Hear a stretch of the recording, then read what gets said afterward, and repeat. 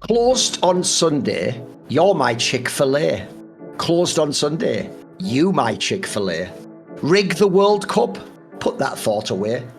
KC fans, y'all hold hands and pray. Flukes over AL and T1, we'll celebrate the date. Showmaker showed out, boy did he violate. Smashed on Sunday, no burger kind of way. You won a draft, but had your souls to pay.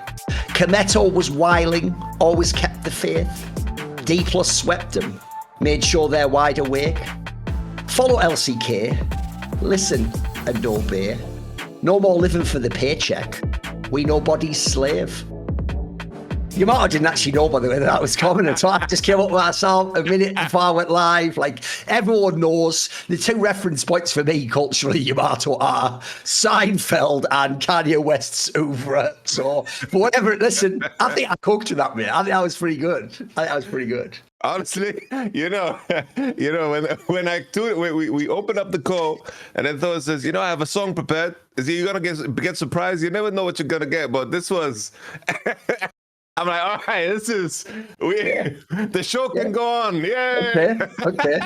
Because the problem is, he thought the fact that I didn't warn him meant it was going to be like, we just cancelled 5 minutes into the show. Like, right, that's it. Could be about anything, man. It's going to be about like politics, the World Cup. I also just playfully reference those things in that. Well, I didn't go as hard as I do on Twitter. If people don't know, by the way, actually the most overrated thing about my career is the idea I'm some like broadcast risk. No, I have always depended on who owns the channel and what sort of show it is. I always like have like a level where it's like, right, that's the line. The difference is on Twitter, by the way, there is no line. Remember, I don't have a boss that you can like contact me. He's doing a tweet again. Like, spoiler, tell Monty that he's going to be like, yeah, no shit, it's a day ending in a Y and he's Thorin, bro. Like, we built the whole company that way, basically. Like, we've actually sort of what you call future-proof that. Like, yeah, it's basically, bro, we even call the company Last Free Nation. May as well be called Last Free Thorin, like at this point in time. So don't worry about it, homie. Don't even worry about it. Anyway. Let's get into it. So, obviously, as I alluded to jokingly in there, let's be real, right? I understand the way everyone's bread is buttered. This isn't a show watched by South Koreans. And even of South Koreans, I'm sorry, there's not that many South Koreans as specifically D+ or Dam1 fans. Like, they're all T1 fans, or there's the odd Gen.G fan, there's some nutter KT fans that still hang on. Fair play to them. They're like the fucking Spurs fans of the world. And, I appreciate you still riding for your crew. So what I will say is, just like when Los Ratones was going in LEC Versus, of course, whether you think they're the best or not, every video has to start like that, because that's what everyone wants to talk about. The key thing is, I'm always going to give my take, but I'm going to talk about generally what the community itself is talking about. I want to be polemic and have my own take. So I actually think the main part of the EWC discussion has to start with KC, even though D+ won it. Because as I alluded to in the song, it's not like, here's one thing, here's what's funny. People think I hate on KC, right?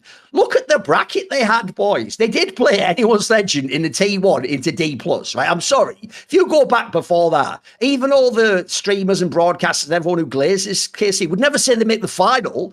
And then also, even though they weren't good in the final, sadly, the day before the final, you could absolutely, as I said on Twitter in one of my tweets, you could make a case they had an above 0% chance of winning all of EWC. Now, imagine saying that before the playoffs, mate. Like, I think people who were watching Asian League of Legends thought every one of these teams would beat them. Anyone's Legend, by the way, that should just be jungle support. Dave, T1, you shouldn't even be in that game, mate. What are you talking about? How's Caliste ever going to get a game off? He's playing against the best ADC in the world and probably the best bot lane, including the GOAT support who, by the way, did his own Z-Moves skit and called himself the GOAT like fucking 3 weeks ago or something mad. So I think we have to start with this, because no matter what you think, it's hype as fuck. Of course it is. Sure, they were BO3s. By the way, that still doesn't matter. Go watch those Swiss systems at Worlds.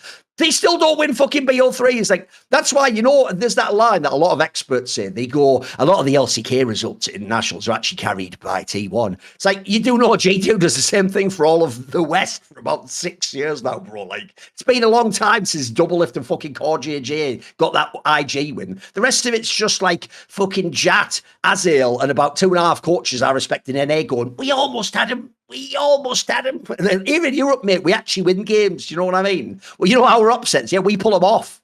We don't just go, we got near the finish line. It's like, yeah, but there's only two people competing. You're second. Like, yeah, best second you've ever seen, though. It's like, nah. So anyway, let's start with KC. Let's just start at the beginning, Yamato.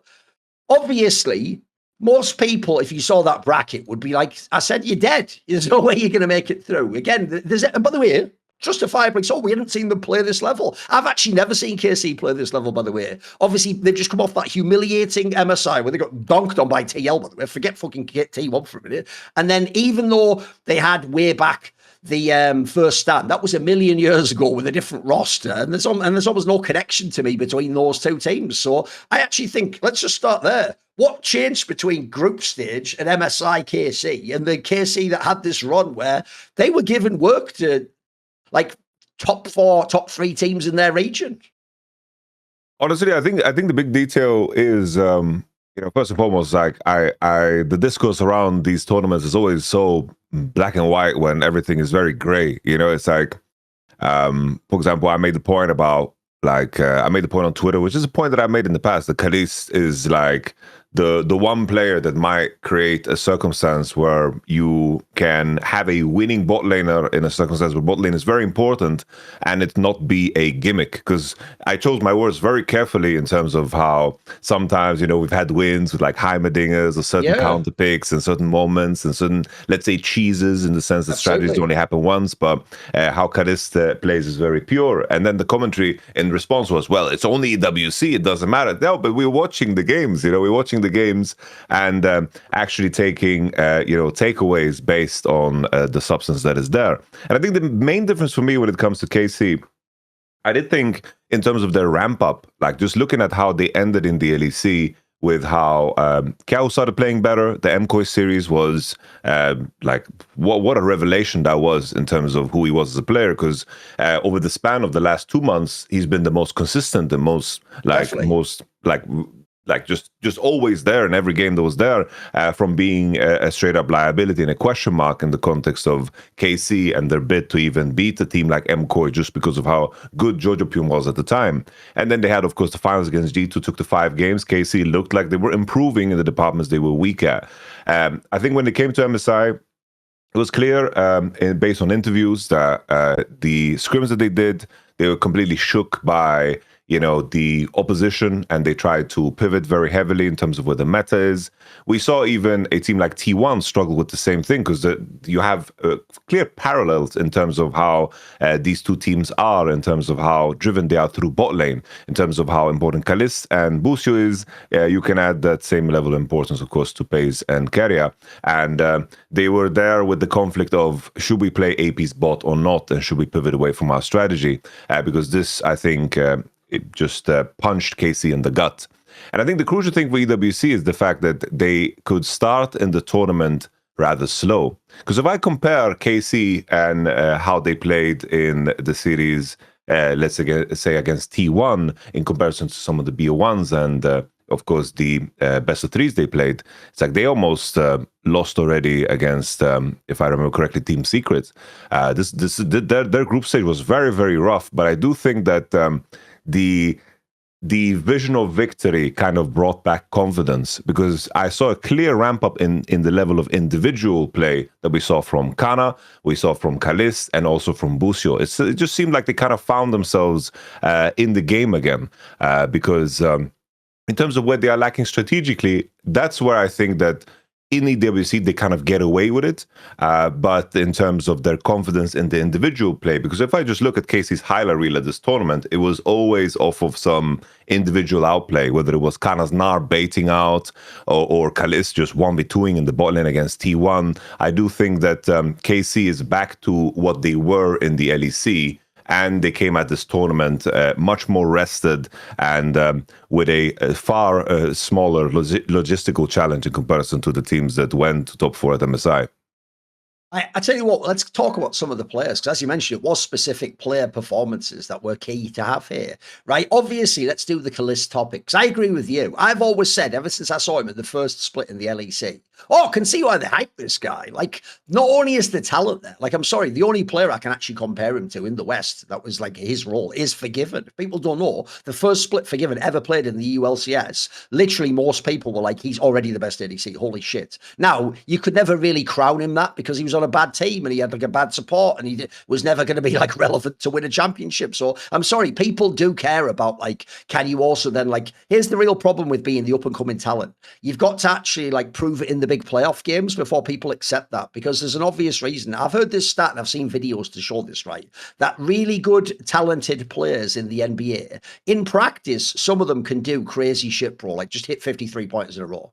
Now, if you don't know, a really great, like the greatest players in the world for 3-point shooting in the NBA would have like a 40% accuracy. Well, how can they have 100% in practice? Because the point is, with no pressure, you just get to floor and be at your absolute peak, because pressure is a factor we want to exist in the game that makes it hard to battle through. And what makes you the greatest usually is you can do your best in the game that has the pressure. So it's not that anyone was looking at Caliste. Like obviously at MSI, he definitely struggled and he's actually had some dodgy games in the biggest playoff games, sometimes in LEC. Sometimes he's played pretty well. So I think it's totally fair that people simultaneously hype him, but also that people are skeptical. And they're like, hey, show it to me though. Like I think most people's real take is this. If you notice, loads of experts, they're not just doing it because of these results. They do go like Caliste could be like the best ADC. Maybe Caliste is top 10 in the West, obviously. Maybe Caliste is top 10 in the world. But notice then, the second G2 wins the championship in LEC, we all go, but Hans Sama, you got to give him his credit, because if this Hans Sama does it, he does it in the big match. And because of that, you have to give him some credit, whether you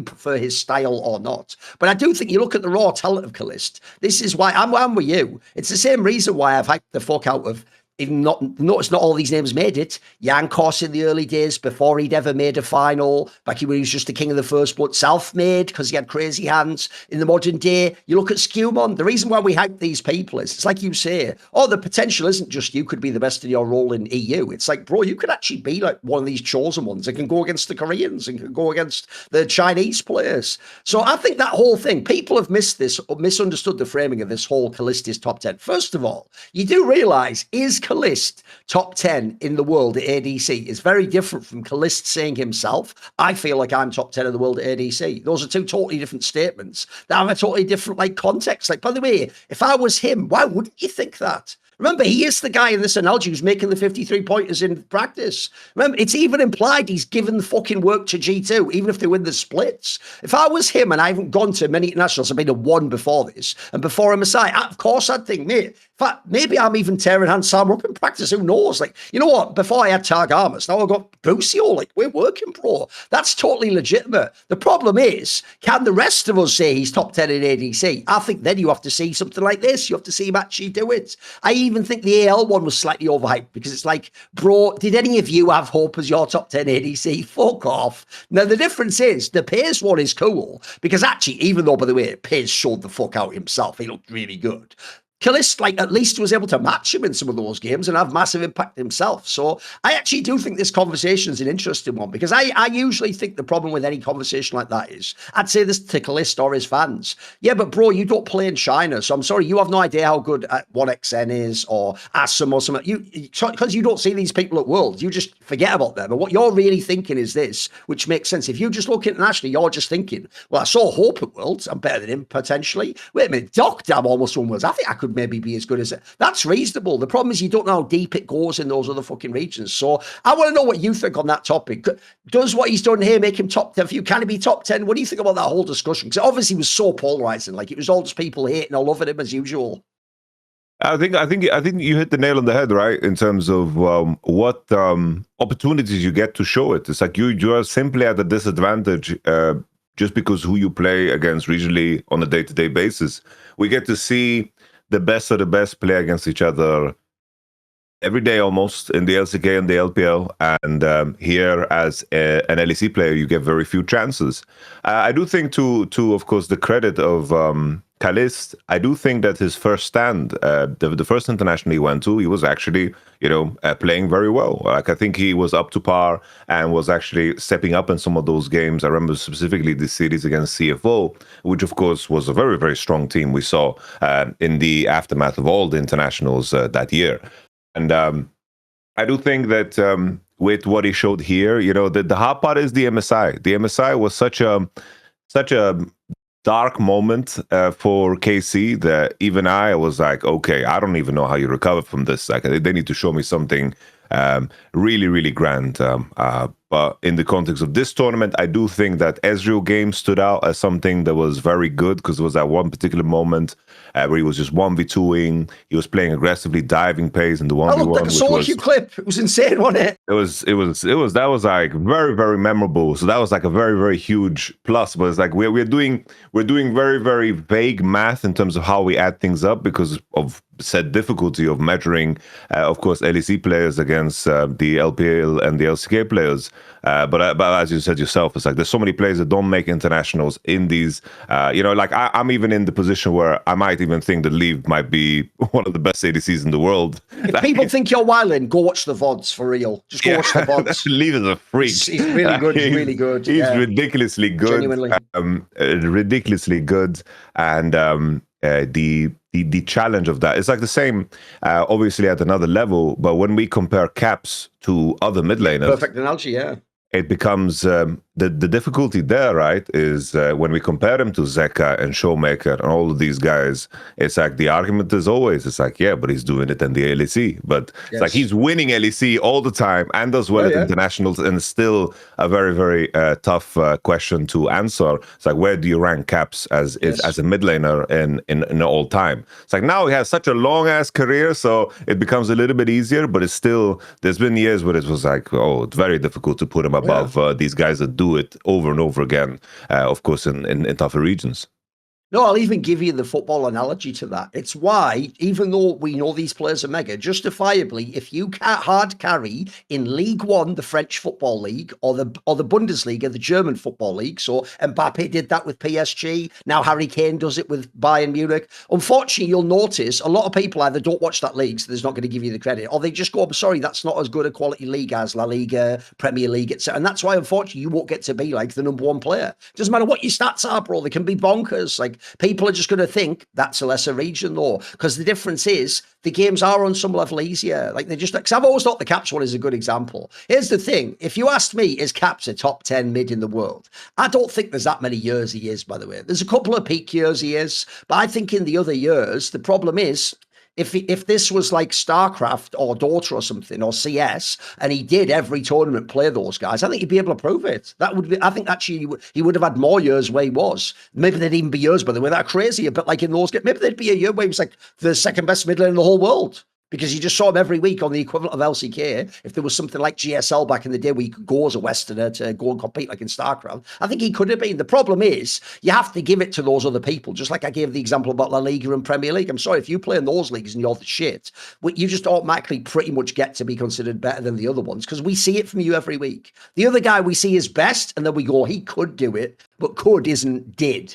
There's a big difference between those two. No, I thought that was a good angle to start with, because I thought that was, to me, if you notice, I actually think that was an example of almost like a fake drama, because it's like neither position really makes sense. He's not like an absolute lock top 10. Yeah, he must be, because he had these results. And it's definitely not like, oh, it's just 1 week in an EWC, it doesn't matter. Like, mate, looked like it fucking mattered to me to Piers and Smash when they were playing these games, mate. They looked like they were going balls to, like, I'm sorry, T1 looked like they tried really hard in this one. In fact, I'd even argue when we get to it, I think they even like overgreeded that game 3, or even tried to like do some Giga Stomp to humiliate Casey or some bullshit like that. So let's get into some of the other topics, right? So before we move on, I just want to finish the Casey angle. I'm with you on the KIA one too. Remember, after that first split he played, wasn't everyone's take like, oh, well, then there goes all hope for KC, because they don't have a strong enough mid laner. And not only would he not win LEC, but are we ever going to internationally succeed? Because I think a lot of people saw KIA, who was like some, like,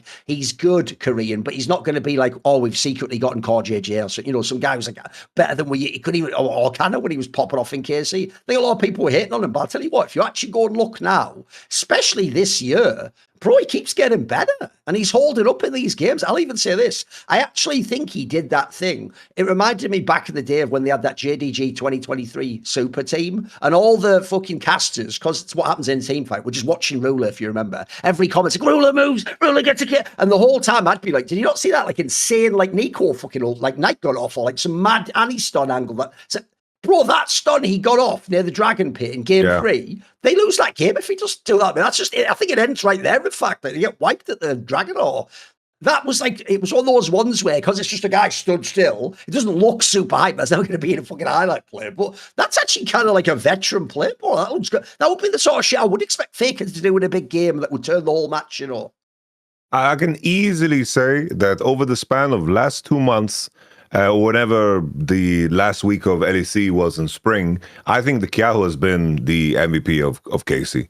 I think that what an elevation of performance. He just was so damn consistent, even at MSI when like KC was at their worst. I do think that even then he was playing well.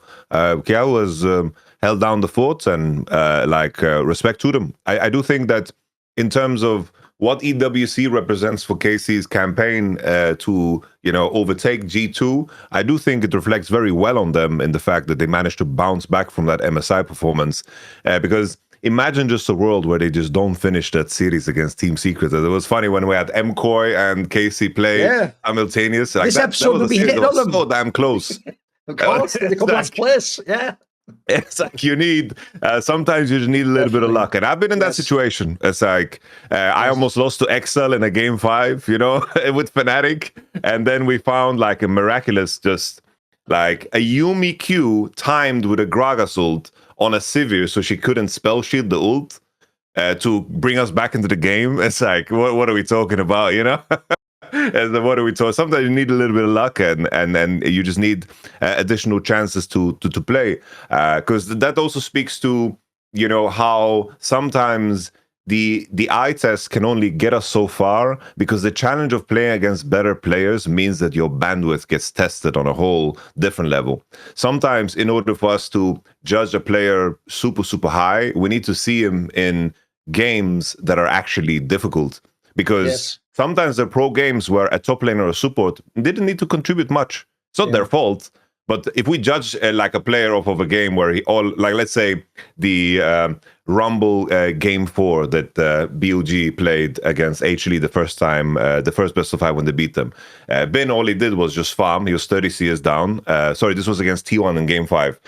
When he was like 20 CS down against Nar, he all he did was farm, made sure he's safe. It's not extravagant, but if we just judge him off of that one game, then it doesn't make sense. You need to be tested. You need to be in actual difficult circumstances to show what you're capable of.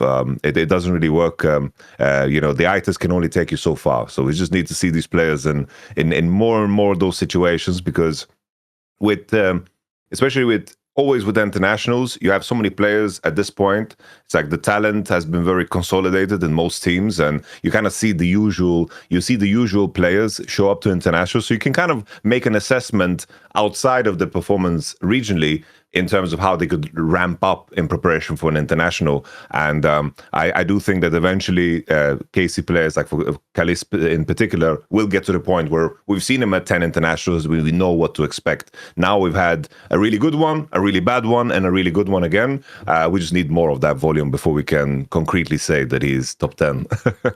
I'll do one of those rare moments where, even though most people consume this podcast via YouTube, podcast platforms, Spotify, etc., as video on Spotify, people don't know. Obviously, we do it live on Twitch and YouTube, and then every now and then I will just glance over the Twitch chat. I do usually regret it. Like my IQ gets slower, the arguments get worse. But I just thought I'll shout out one of the worst takes I've ever seen, which is the angle. Are you ready? It's the angle that for caps. Oh no, we're going to invert it, Yamato. It's not that your caps needs to go to the LCK and LPL where we see every week you have to play demons that are fucking really good, No, it's the other way around. Can we really know that those other really good LCK and LPL mids who don't go international would be able to win LEC with Caps' teammates? That might be the worst take I've heard in fucking years, mate. First of all, they don't speak English, you moron. That you've already cheated on that one, haven't you? Like, it doesn't even fucking make sense. Like, by that logic, by the way, Mbappe wouldn't actually be as good if he played in the Japanese league. Do you know why? Just be fucking Japanese, does he? It wouldn't make any sense, would it? And then also, here's why it's a mental take. Because, bro, that just tells me you don't watch those leagues. Because you're telling me, by the way, Showmaker himself doesn't usually, where was he at MSI? Didn't get a go, did he? So you're telling me Showmaker, by the way, I think most people don't have Cream high in their top 10 mid lists if you don't watch LPL. Cream, fuck it, I'll even throw a Scout in there. You do realise these guys would look like the second coming of fucking Prime Faker if they came to the LEC tomorrow speaking English and able to like communicate socially with people. Like that's the worst take of all time. You've basically done what I said earlier. I'll do the football analogy. Your take is like, no, you can't say actually that, you know, Harry Kane and whoever it is in PSG would be the best. You have to go the other way. Would Prime Ronaldo and Messi have been able to play in League One and the Bundesliga? It's like we don't have to worry about that. It's not important, is it? It's a shit analogy, mate. Doesn't it make sense? Nah, we don't. That doesn't need to concern us. Don't worry about that. But it's all good. Here's the thing. Unfortunately, for KC fans, they were eating good in the quarters. They were eating good in the semis. But on Sunday, there was nothing to eat. They had a very, very poor meal. It would not have sustained them. But if they'd have had our new sponsor, they could have had a complete meal, whether they had the ingredients on hand to make something or not, couldn't they? Obviously, my homie Thorin here is talking about Huel. You know, I've been in that same situation as KC. You know, here in Germany on Sundays, everything is closed. And, you know, like, I don't know what it is about something that men do, because I've noticed men do this, because it was always the same with my father cooking too. Is like you go into the fridge and you just take everything. You just take everything. Put it all into one. And I had one of those moments when I did that thing where I just took everything. And then, you know, I sit on the floor in the living room on the next to the table, you know, and I just sit there in my underwear and I just look into my bowl and I'm like, this is rock bottom. I had like frozen peas, eggs, you know, like random breakfast sausage, and then I had like this ham, and then I put cheese on top to melt, and it was all this microwave. And I'm like, what am I doing with my life? Obviously, Sunday, everything is closed. It's tough. You know, I've been in similar situations. Like I remember I was at this Riftbound tournament, and I just assumed that they would have something to eat there. So just anything to eat. And I came hungry, very hungry, and all they had was, together with their coffees that you could order, was these little biscuits that you could get. And I was so damn hungry. I needed something to fuel myself. I was like, please, can I have like 20 of these biscuits? So I'm just sitting and eating these damn biscuits, and all I could have done is just prepare myself with Huel. It's very, very simple, comes in very different forms.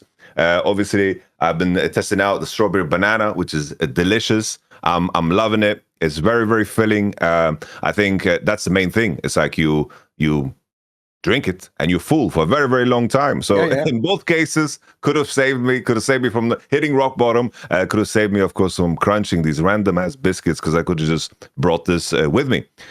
Now, Black Edition powder, 40-gram protein, mixes with water or milk in about 30 seconds. It's a complete meal you have instead of food, not a shake on top of food. You know, just plain and simple. It's a meal. You don't need to care about any of those crazy details in the aftermath. As you drink it and you're done. It's like oh, one part of your day already settled and done. 27 essential vitamins and minerals, no artificial sweeteners, colors, or flavors, which is massive. You know, and some of those things that you eat is like you think to yourself, it's like there has to be some chemical science behind this, because something's all about this, and you kind of feel it in the aftertaste. With this one, absolutely not. The RTD bottle is a grab and go version, 35 grams of protein, 7 grams fiber, under $5 a meal, which is crazy. And now, of course, we offer 15% off online for new customers. You just have to spell HUEL, you know, just once for the tracking. So with that being said, make your life simpler and just grab an easy meal to go. Don't hit rock bottom like I did. Make sure that you're protected on those Sundays where everything's closed in Germany. Limited time offer. Make healthy eating simple. Get Huel today with my exclusive offer of course, 15% off online with our code LFN at huel.com/LFN. New customers only. Thank you to Huel for partnering and supporting our show, of course. This is delicious, by the way. I always get nervous, you know? I always get nervous. Here's the thing, I'm not even someone, by the way, who drinks banana flavour stuff, but actually I drank that one as well. The strawberry banana one was good. I actually tried it also instead of lunch one day. And by the way, unlike eating a bunch of biscuits, if no one knows, the worst thing about, by the way, if you want to know why British people are overweight, it's actually the biscuits, mate, because they have biscuits with tea, biscuits during TV shows. So unfortunately, a biscuit lasts you like fucking 30 seconds, mate. And then after you've eaten half a pack of that, it does not last you 3 hours, I'll tell you right now. Like, the difference is that actually did last me to my next meal. Right, okay. What about this? Since some of these teams played, Karmine Corp? I thought we could just talk about those teams now, right? An obvious one has got to be T1, because I have to say, Yamato, as soon as they were playing KC, I actually thought what surely everyone thought, and DWC marketing, we're going to get Showmaker versus Trophy in the final. Nice. It's going to be a BO5. And you know what? It's not like they were bad. Like, if you go to a certain point in that T1 game, if I was to get that same graph thing that the people had for the BLG versus HLE one, I'm pretty sure there'll be a moment in that game where, like, T1 has some absurd control, because they were doing that thing, Yamato, where this is where I always tell people, you don't know the legends of the fucking Korean boot camps.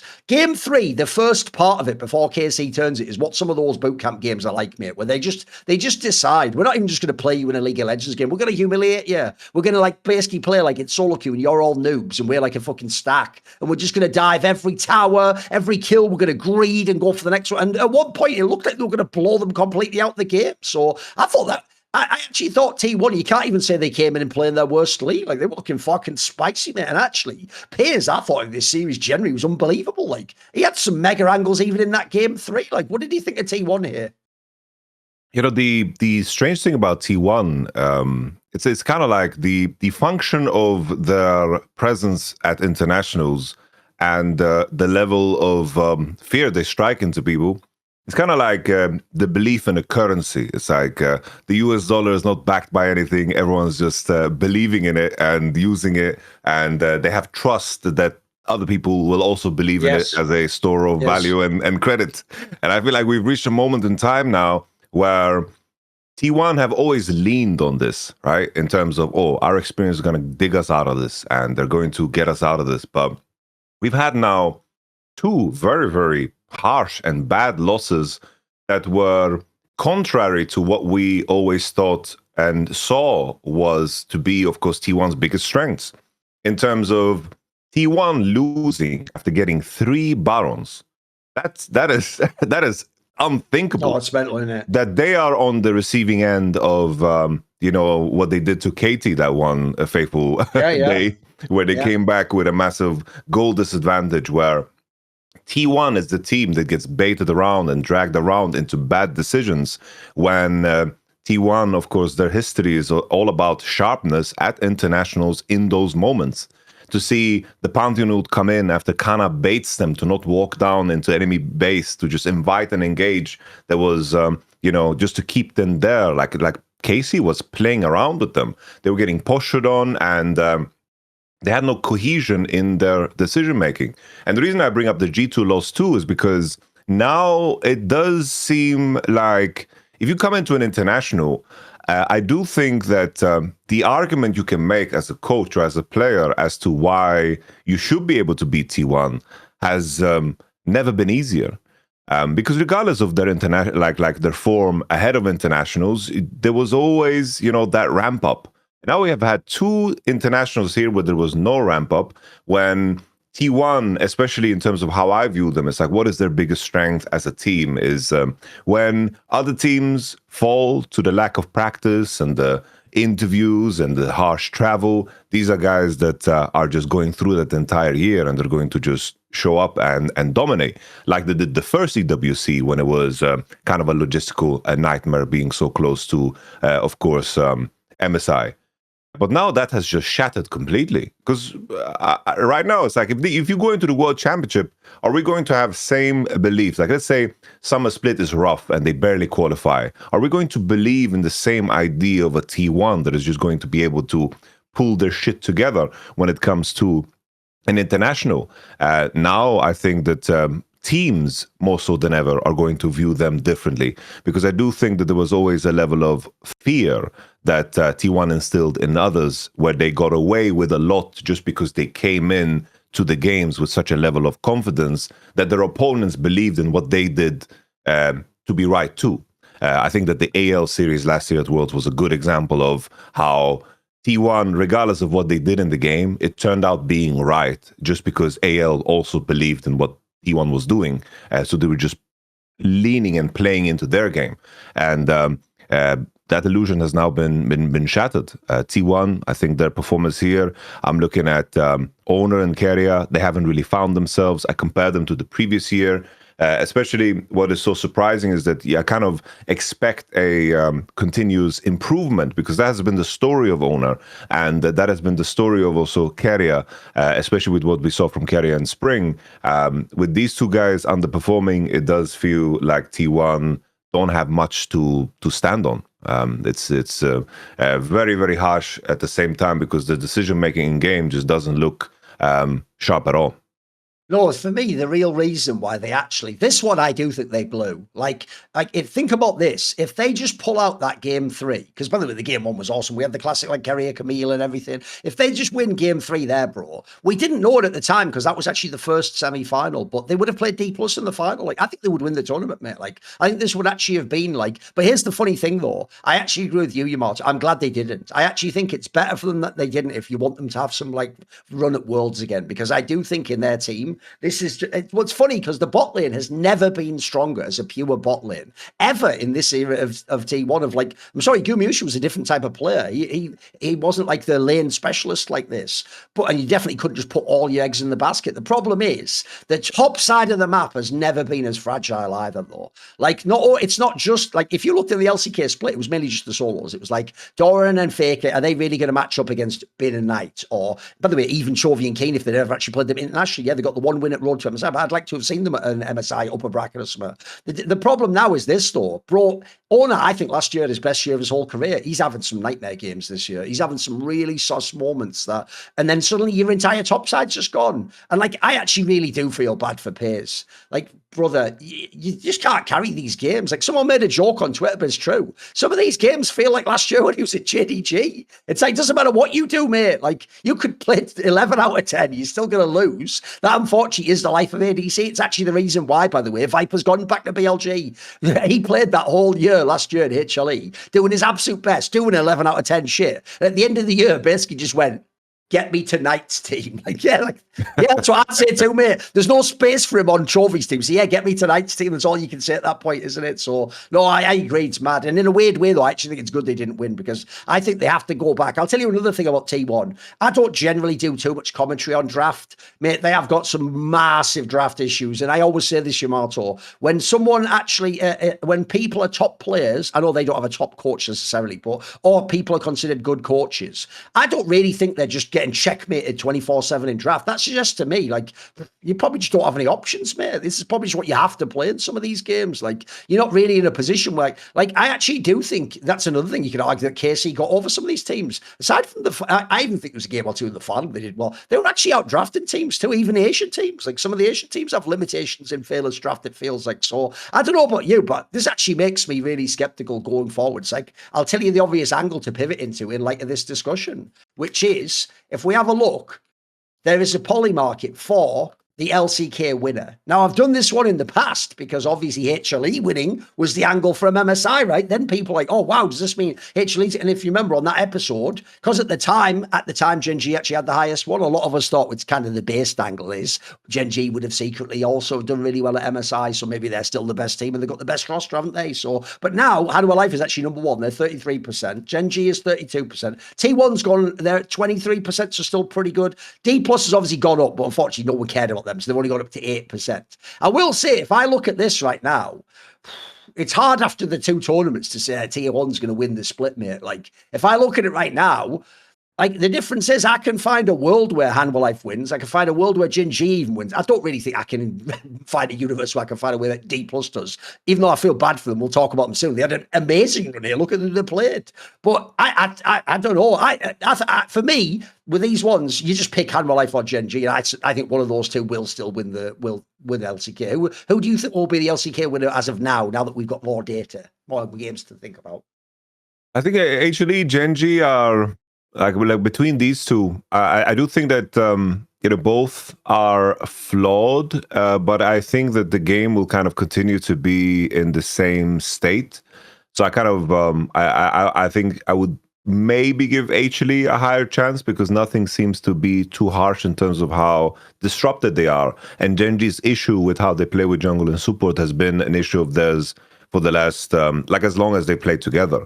So that's a very, very big jump to make. And Gen.G, even at this tournament, were suffering because of it, because Canyon and Duro just haven't been able to just kind of pose any threat as a jungle support duo. It's always their highlights are always from some kind of individual play that they do, whether it's a dragon steal or some kind of mechanical play. Never something that they do in unison. So I think HLE is just the easier angle right now. But in regards to T1, I think that the easier chances were winter and spring. It's like we think about winter.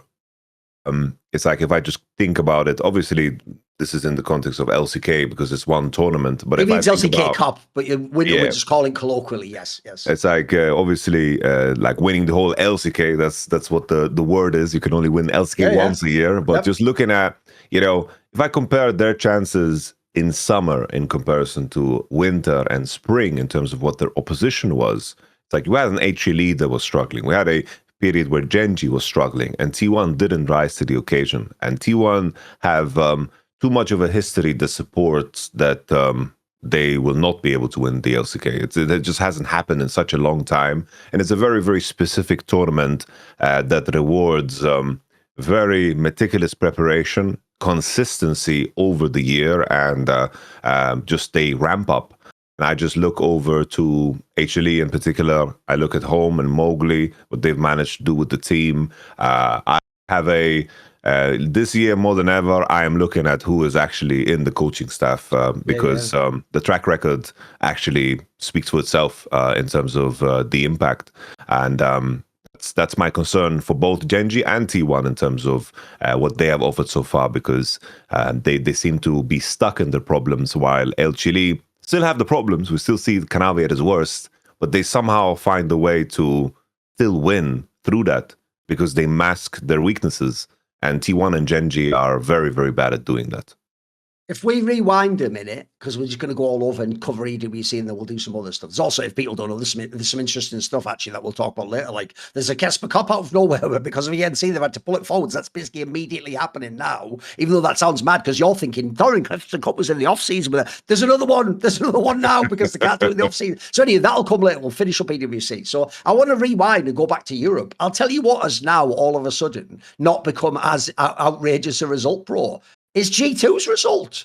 Because, brother, they lost to BO1 to Anyone's Legend. By the way, Anyone's Legend are complete bombs. They were like the fourth best team in the LPL playoffs. And they obviously have like a very good support jungle. And then in the lower bracket game, in the qualification match, they lost to Dplus and everyone was laughing at them. Dplus just won the tournament, then went on and beat BLG, Gen.G, and then KC. Like, bro, that suddenly in hindsight doesn't look as bad. Yeah, listen, it wasn't good if you watched the games. It was bad. But I think you also have to add that detail. Like, because of the bizarre circumstances of the coach change, Perks wasn't on stage with them, guys. He didn't draft. Like, there was a whole bunch of weird shit where you can't. I know a lot of people are trying to take this like, wow, with the way MSI ended against Lion and then Perks comes in and they lose now. It's like, no, not really. Like, for me, I actually think I can't take anything from G2 at this tournament. They did play it bad, but it was just a few days after fucking MSI. What's your take on G2 after this one?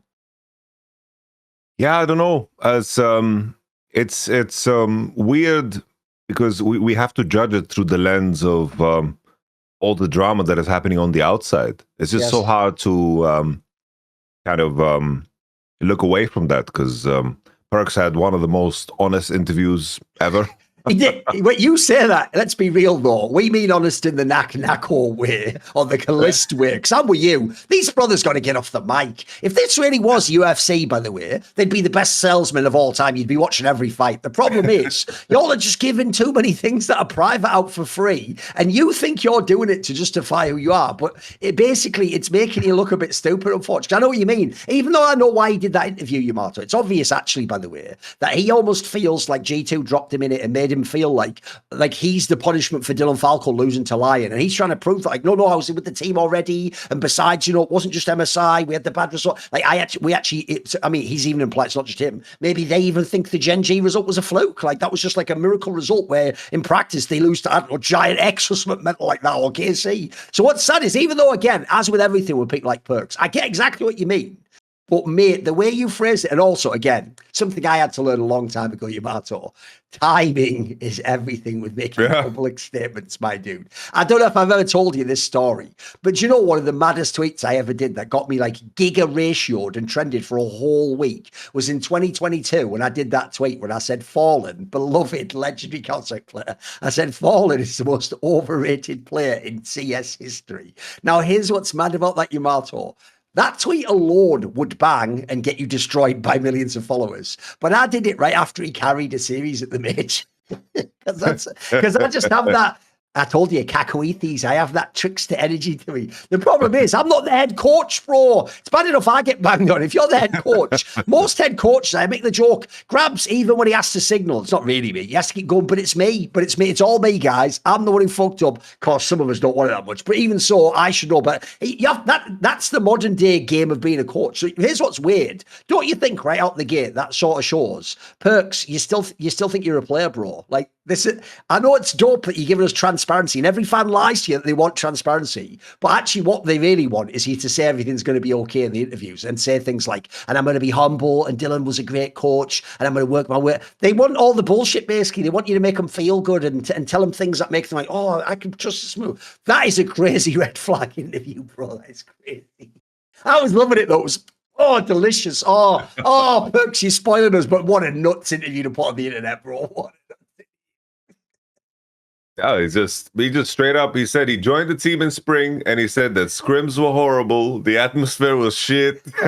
He said like everyone was so depressed after the first stand run in scrims, and he just started giving them pointers, and then it's like it just puts such a, it's like we never get access to like an opinion so unfiltered. No, obviously it's like from outside, it just looked like, oh, this is G2's method. You know, one of those gossip magazines on the back page of the newspaper for sports do those stories where it's like sources close to, Lamine Yamal say that actually he's really upset with Barca and he wants him to fire this teammate. And you always go, who the fuck are these sources though? That's like if he just did that interview and said that. Like, what are you doing, bro? Listen, I love reading it again, Yamato. Listen, Perks, for me, the journalist and the guy who does some of the insight, do 1 million of those interviews. Now me, as someone who actually cares about you and G2 and your career, don't ever do that interview ever again, bro. Run that by someone first. Ask someone, does this make sense to say right now? Can you be too honest? I know it sounds fucked up, but these are questions we have to ask, mate, because I know what you mean. Like, there's some crazy shit in there, bro.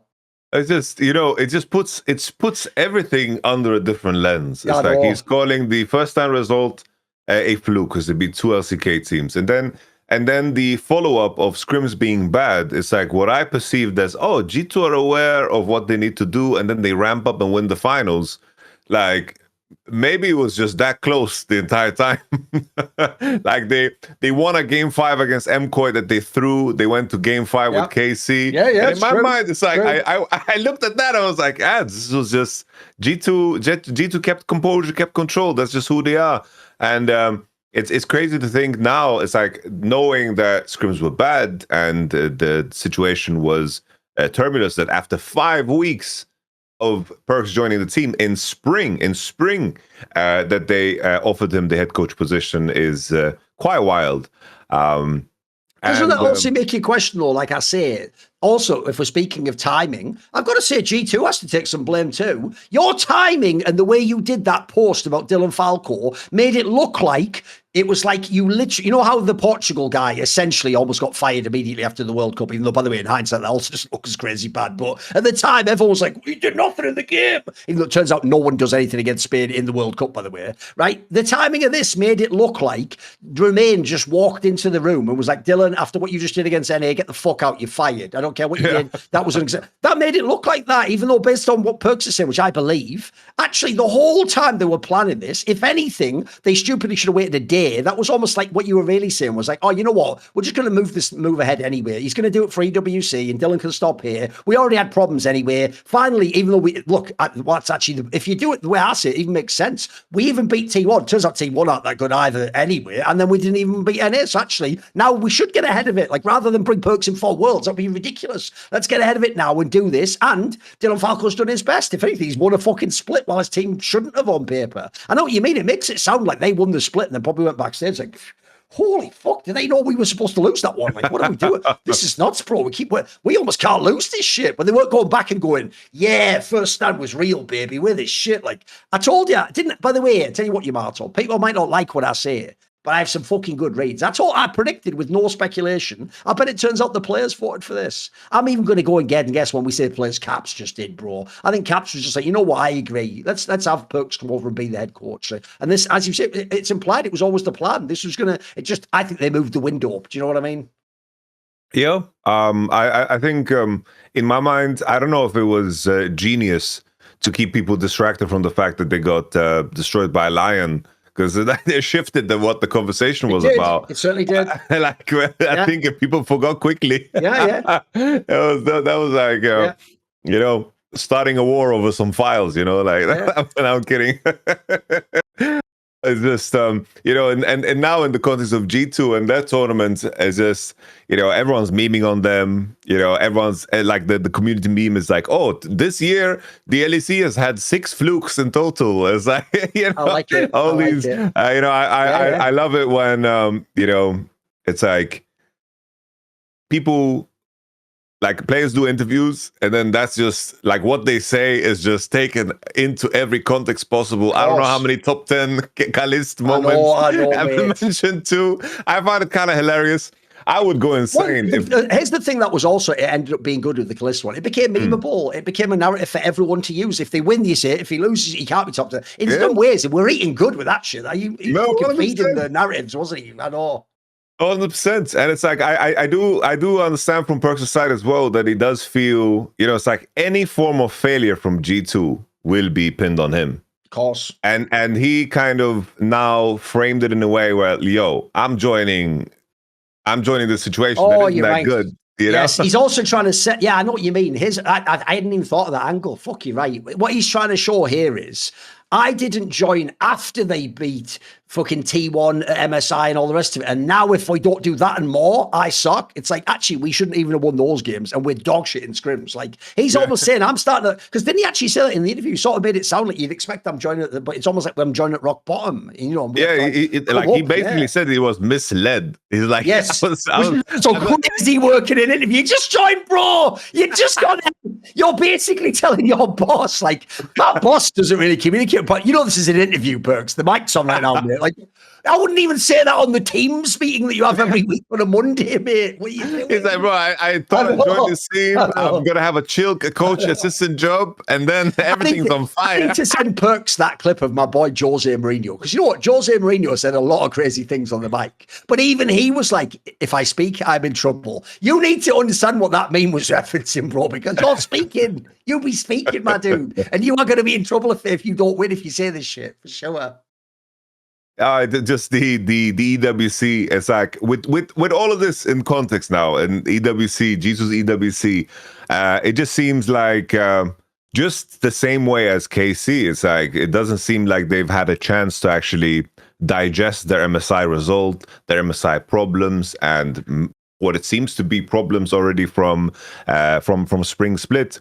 Like even that small detail that usually, like, I wouldn't care about, right? But we have to talk about what we see, right? Until Perks has another interview. But it's like even seeing the body language of the G2 players, like even look at that through a different lens. Obviously, I don't like reading into it super much, but there were so many moments where Skumon just looked like he was livid, you know, about the game state. He was reacting very, very heavily, and obviously some players perform under that, blah blah blah blah. But it's like it puts everything into a very, very specific, context with all the details that we have now, and now with the EWC results, it's like losing to Dplus. It's like strategically, it was very uninspiring. But then again, it's like a lot of teams have actually had massive draft losses.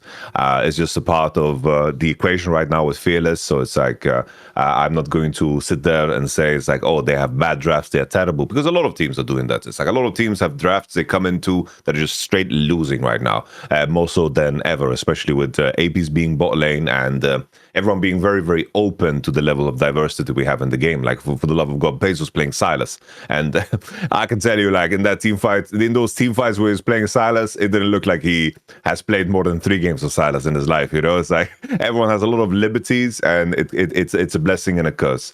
The AL game was kind of whatever. I think their group was hard, but you're hoping. If I didn't know, if there was no Perks interview, if there was no Perks details, no context about everything that he said, I'd be like, they should come into this EWC group, because I think I made like a short maybe like 3 weeks ago before all of this came out, right? 3 weeks ago, I was like, they should come into this group, and this is a very good group to prove yourself. They should be able to beat these guys. But now with everything that I know, I'm like, yeah, this team is on fire.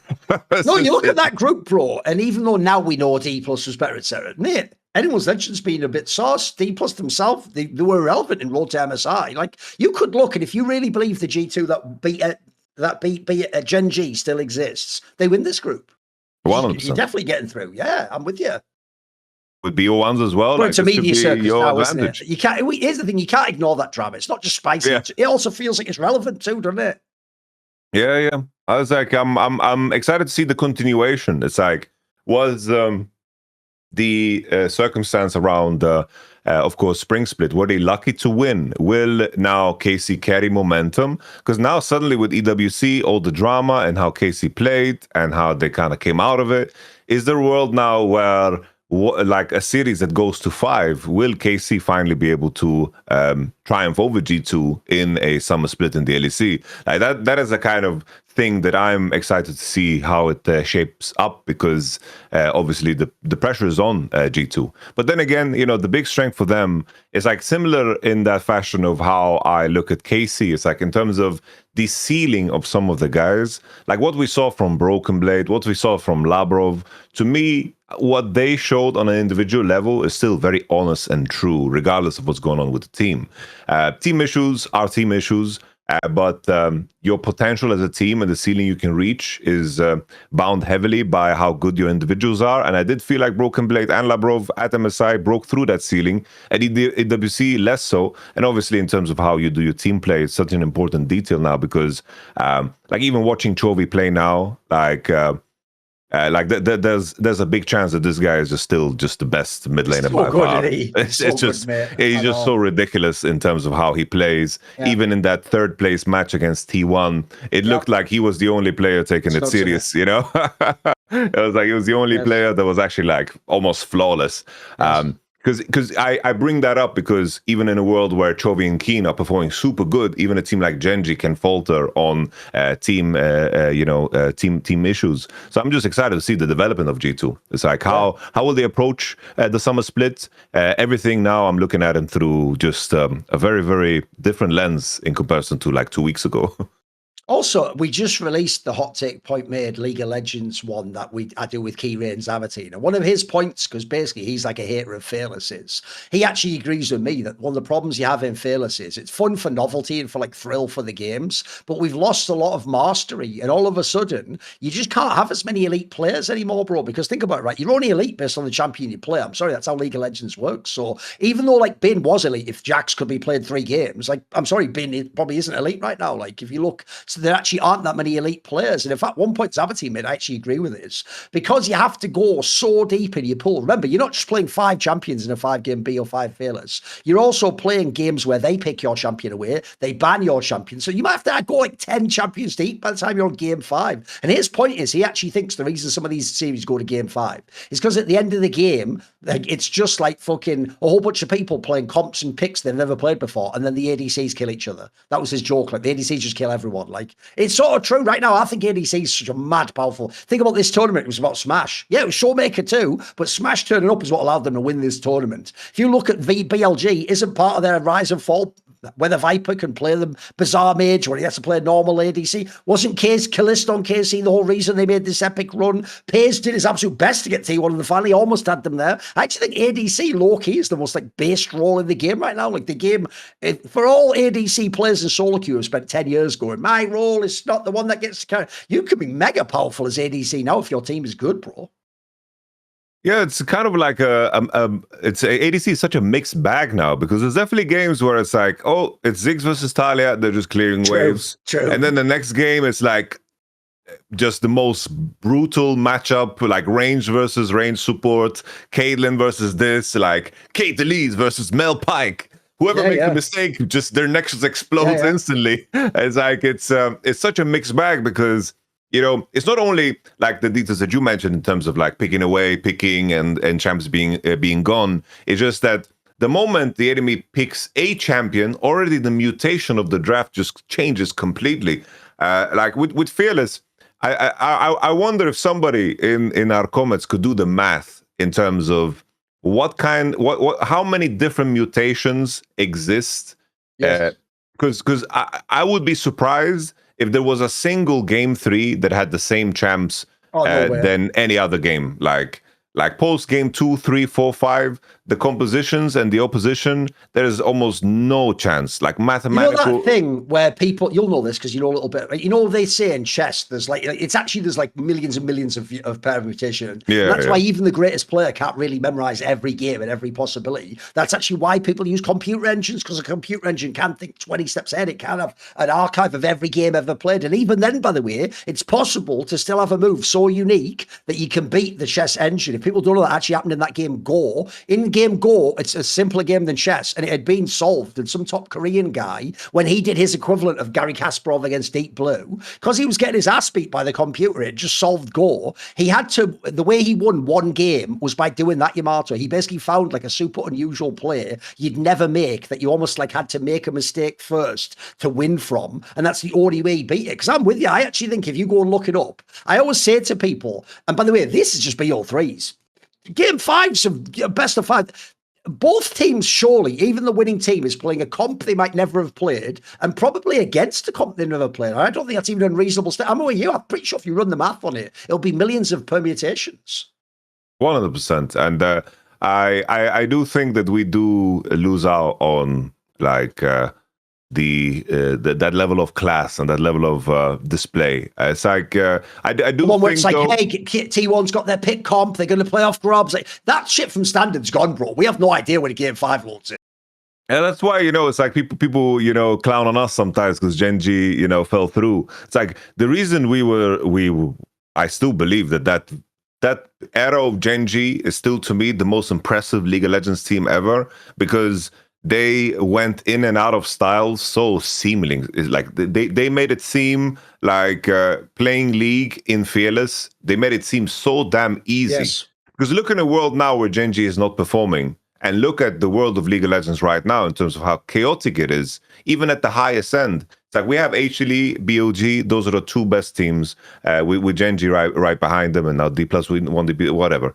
It's like HLE and BOG don't have any sense, like their level of consistency, it can be all over the place. Like they can have terrible games, really great games. They can go in and out of that between maps in a BO5. And Gen.G, when they were dominant, they were just winning. There was no, they just looked completely untouchable because they just went in and out of style so seamlessly, and at the same time just were so good at recognizing the condition of the game and just made decisions collectively so beautiful. Now, obviously, you have individual players underperforming and they are not doing as well. But I do think that the current landscape of where we are at in terms of where the level is at the highest level, I think that it supports the claim that Gen.G during their best was indeed like one of the best teams, if not the best team of all time in terms of just level of play. And for me, I wonder if it's just like one of those things where Riot is very happy with that, right? They are very, very happy with that. They lean into it. They are very happy about it because in the end, you know, variance is fun. I think for the average viewer that doesn't want to invest a lot of time, they love hearing the story that a D+ won in EWC. They love hearing the story that G2 beat T1, or different teams are at the top, because it keeps it fresh. So for us, that have watched and are looking for the highest level of league, we are going to suffer for it. But we are such a minority, so I still understand where Riot is coming from. The reason why I said when we did that, like, who was going to win LCK, I actually think now that there's like more of like parity in the numbers, the reason why I say pick which one you believe is better. Is HLE fundamentally better? Is Gen.G I think those numbers made sense, because on the Gen.G tip, we'll go directly to Dplus later on, right? But on Gen.G's angle, bro, this is low-key why I actually said after MSI, I still think they'll win LCK, mate. I think they'll still end up with that roster. They can just get back into it. They've just got a mega roster of players that have just like one more player gets good. I think at this tournament, mate, that was a really close series against D+. Then they beat T1. I think they would have won this competition if they win that D+ one. Like, they beat KC easily, in my opinion. And actually, in this tournament, essentially, they only had a hard time against D+, who was having like a miracle run of their own, like a Cinderella run, where certain players were just playing way up here, bro. Like, I don't know that continues. So, what do you think of Gen.G in terms of trajectory for them? The roughest part is like, I don't know. Once again, I'm going off of things that we get to hear from media and how it reflects on play, because sometimes it's like if you connected those dots, we saw like the downfall of Scout as a player.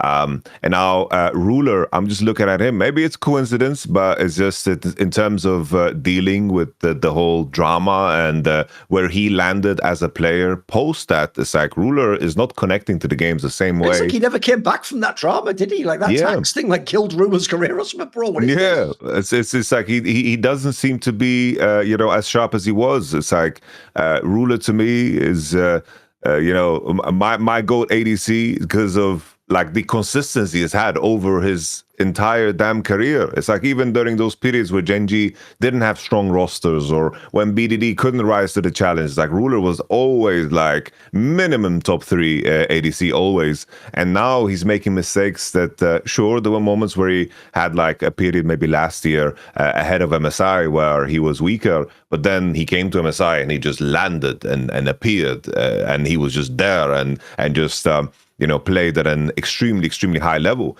But now, I don't know if it was because they didn't make it to MSI, but just looking at his performance and the mistakes that he does, I do think that Gen.G, the issue for me right now is that they are a team that is driven by high individual performances, but Canyon, Ruler, and Duro are just too inconsistent to support that.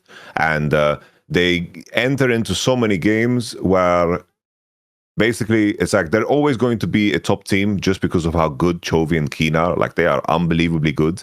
The moment any of their teammates has like a good game or like a solid game, they just destroy. They just win. Like this game 3 against T1 just seemed so easy. It's like, oh, Canyon's having a good game. All right, it's just the easiest game of our life.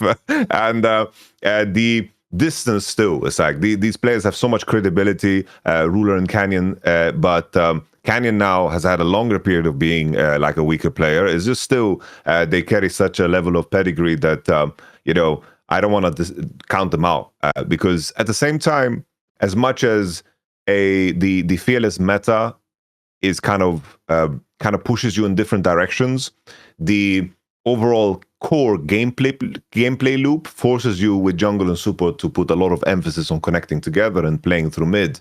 If that gameplay loop changes for any reason, which could happen, let's say Riot says we don't really like at all how support is playing the map right now, which is entirely possible, where they're like, okay, we're going to give a stronger incentive for support to stay in bot lane. Maybe we make sure that the support quest remains locked to level 5 instead of level 3 in terms of the penalty. We make the penalty greater, because right now what Camille's and Shen's are doing all over the Rift, I would be so damn surprised that if we get to the World Championship and that's going to be the same kind of pattern of play. There's no way that Riot's going to let this happen. And if that suddenly changes, and you have a situation where bot lane supports are laning bot lane and they're staying bot lane for the first 8 minutes of the game, suddenly, the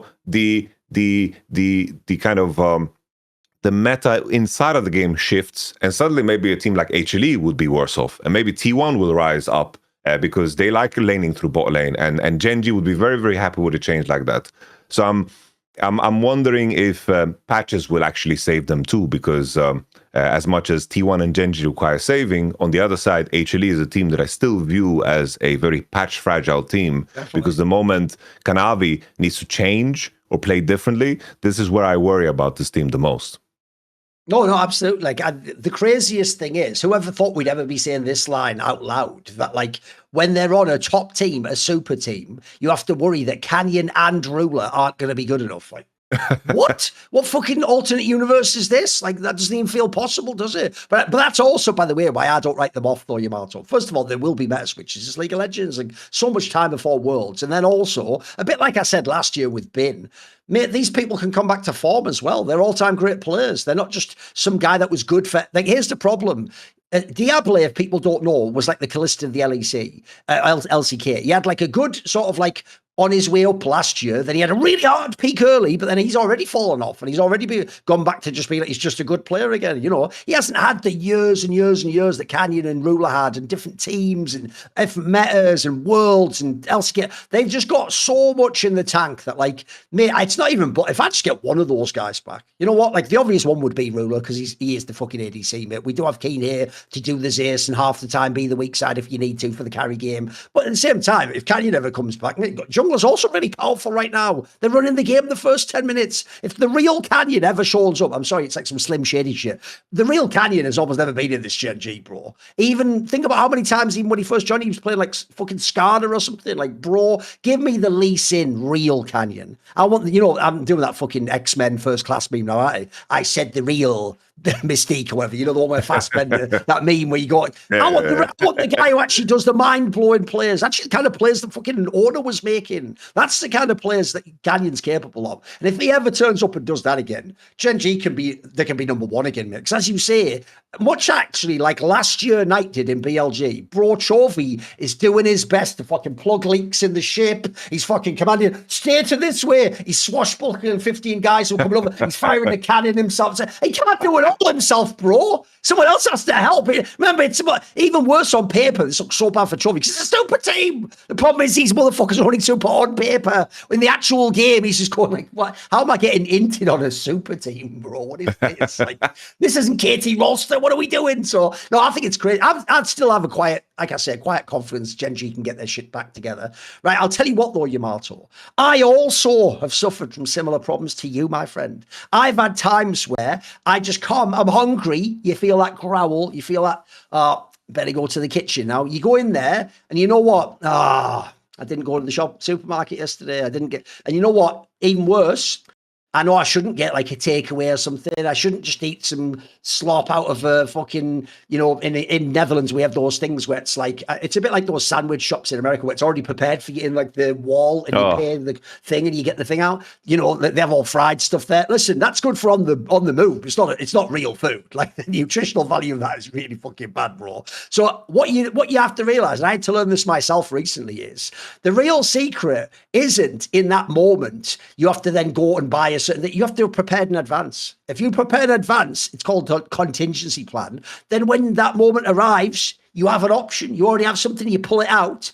So, for example, in my case, so obviously I'm talking about Factor Meals here, right? And that's what's going to be the sponsor of this particular post. In my case, actually, even though I need to do more of the weight loss parts, you can see it. Underneath this, believe it or not, Yamato, I haven't told her this, I'm actually a little bit jacked, bro. I've been going to the gym like 2 to 3 times a week. Damn, okay.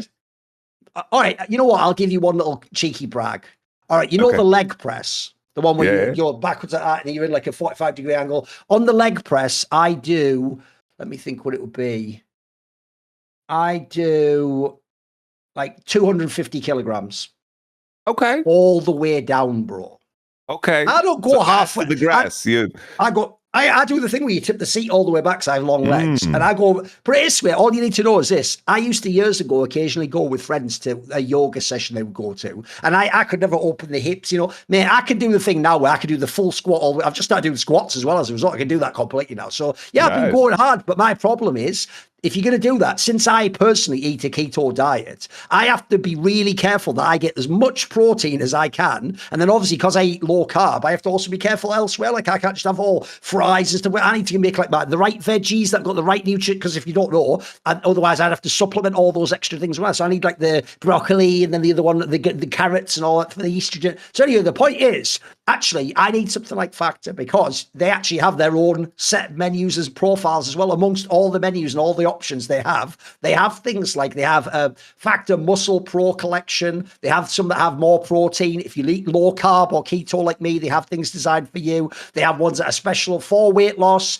for overall nutrition. They have ones that have GLP-1 support, not really something I'm into, but that's an angle for people who are looking for that out there in their diet. And every meal is crafted with functional ingredients, lean proteins, colourful veggies, whole foods, and healthy fats. Factor bans 175 ingredients, so they have no artificial colours or sweeteners, no high fructose corn syrup, no refined seed oils, just nutrient-dense food. And crucially, as I always say, this isn't like any microwave meal you've ever had, because most of them are shipped frozen. They get put in a freezer in the store. You take them home and put them in your freezer, and then you heat it all up and cook it. If you ever just look into how microwaves work, actually, that process means at the end, it might look like the food you want to eat, but you're not getting a whole lot of what you'd want from it. The brilliant thing about Factor is it is chilled, never frozen. So when you get it, you're just heating it up and then you're eating it after a couple of minutes. You've already got it prepped. And these healthy meals anyway. These aren't like the TV dinner, like horrible thing where it looks on the picture like some nice food someone would make for you, but it's like the fake version of it. So in 2 minutes, you can have it ready. And they've got all sorts of things like ready-to-eat salads. They've got like edamame, 70+ add-ons to round out nutrition. You can get green juices, peanut butter, energy bites. By the way, stuff like that's baller if you're actually on keto, but that'll become like your version of candy, basically. So head to factormeals.com/LFN50 off and use code LFN50 off to get 50% off and a free daily greens per box with new subscription only while supplies last until the 27th of September 2026. See the website for more details. Thank you to Factor. And that was all true. I am actually doing all those things. Anyway, put it this way. I did a little one on Instagram stories. But in the future, here's the thing, mate, and there's no point bragging until I actually lose a little bit of the weight. Because at the moment, I've got some fat on top of the muscles. But if I do that, put it this way, I'll do a little flex. Because the main reason to flex is everyone always does that thing on that meme to me, like, you're 40. It's like, mate, I'll tell you what, if you see my condition at 40, a lot of you fucking young bucks that should be in the prime of your life, you better get in the gym, mate. You better sort your fucking meal out. Because I tell you what, I'm fucking lapping you as a 43-year-old man. I've still got all my hair. I'm still talking crazy buku shit on the internet. That part's not really the part to brag about, but I'm doing it anyway. Who cares? Exactly. Well, you know what we should do? We should do a Last Free Nation like kind of fitness challenge. Yeah, that would be cool. We should do something like that. Yeah. It would be fun.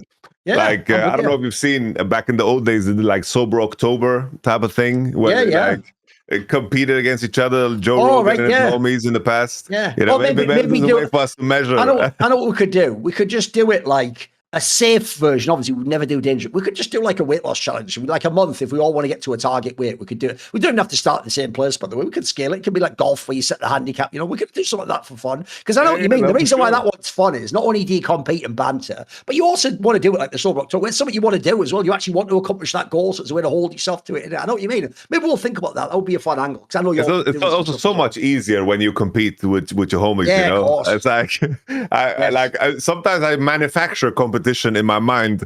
There was this moment, like I remember in the past, like Dom was sending me, it's like, oh, I just went for a 2-hour walk. Look how many calories I burnt. And then for no reason at all, I went on like a 6-hour walk on the treadmill. Yeah. And I was like, look, fuck you, man. I'm better than you. He's like, bro, what are you talking about? I just manufactured this war in my head. It goes a long way, 100%. Yeah. And also, I will say, just as a quick aside, if anyone wants to get into that stuff, it's like anything. In the same way as in the gym, you use progressive overload. You use that with how you do your training schedule. Like I started out, by the way, just doing once a week, and I would just have a personal trainer like make me do the stuff. And I used to not dread it, Yamato. I'd wake up like, oh, it's that thing to get into. The joke is now I do that stuff once a week, but then I do like 2 sessions myself. And then when I do the session now, it started as, an hour long. And then now I have more. Now I do like 2 hours every time. And it all sounds like this is some like like if I'd have told myself years ago, this is some crazy lifestyle. It isn't actually. Like, you get into it, and it conditions you. The soreness goes away, etc. There's so many elements. Anyway, that is all to say. Let's get back into EWC, because actually another thing about EWC I want to talk about. You just mentioned it there, bro. If you're HLE, you just don't even get a minute. You get 3 days to celebrate. What is this like? You just won. The fake LCK split, because it wasn't a real final, but you did win that one. You did beat T1. And then you've gone to MSI. You've overcome BLG, who looked great. You've won the tournament. We're all going like, hey, Zeka, you completed League of Legends, all that stuff, right? And then literally within a week, no one's even talking about you. Nobody even remembers you exist. Like, what do you think of this? Because HLE, they clearly are one of the victims of this tournament. Yeah, they look like themselves at all. They did look like themselves, but their past selves, like in the sense that, like especially in the way they lost, they just folded very fast. There was no form of like resilience in the game. It's like when they were in a losing position, the way they lost was just so rapid. Like I've never seen Gumayushi die so many times through ganks. They didn't really connect to the game. It was very, very clear that fatigue was kicking in, and like the point of like the top 4 of MSI not making it through and having like very, very bad tournaments. It was funny. Like I made fun of Caliste for saying it in an interview. It was like where they mentioned that like he mentions like, oh, we didn't get a chance to rest after MSI. It's like, bro, you barely played MSI. You didn't even make it to MSI.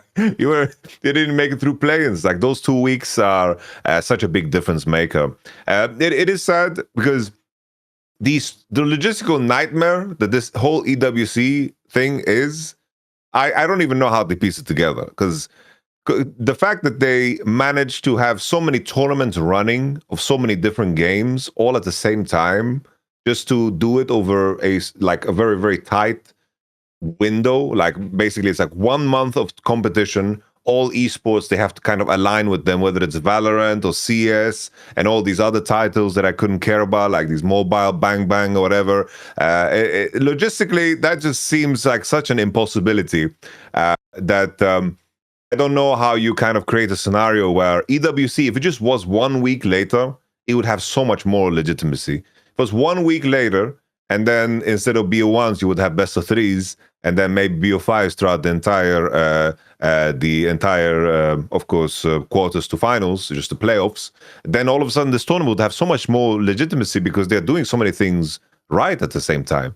And the proximity to MSI will always be like, we will just have a big asterisk on us, because this discourse around the tournament is so strange where they say, oh, players just don't care. No, players care super much. It's a lot of money. They're competing against all the teams they want to compete against. It's like, if you're on stage against any of those international teams, whether it's Showmaker on the other side, or Faker, or your HLE, and you have so much pride on the line, it's like the people that think that these players don't care don't understand competition, and they also don't understand the cultural pressure of doing well at the tournament. Because if you do bad at this tournament, you're gonna get trucked either way, Like T1, I wouldn't be surprised if T1 is getting trucked right now, for their performance and dropping the ball, Like this tournament, I fully believe that the teams try harder, but it's just, how do you expect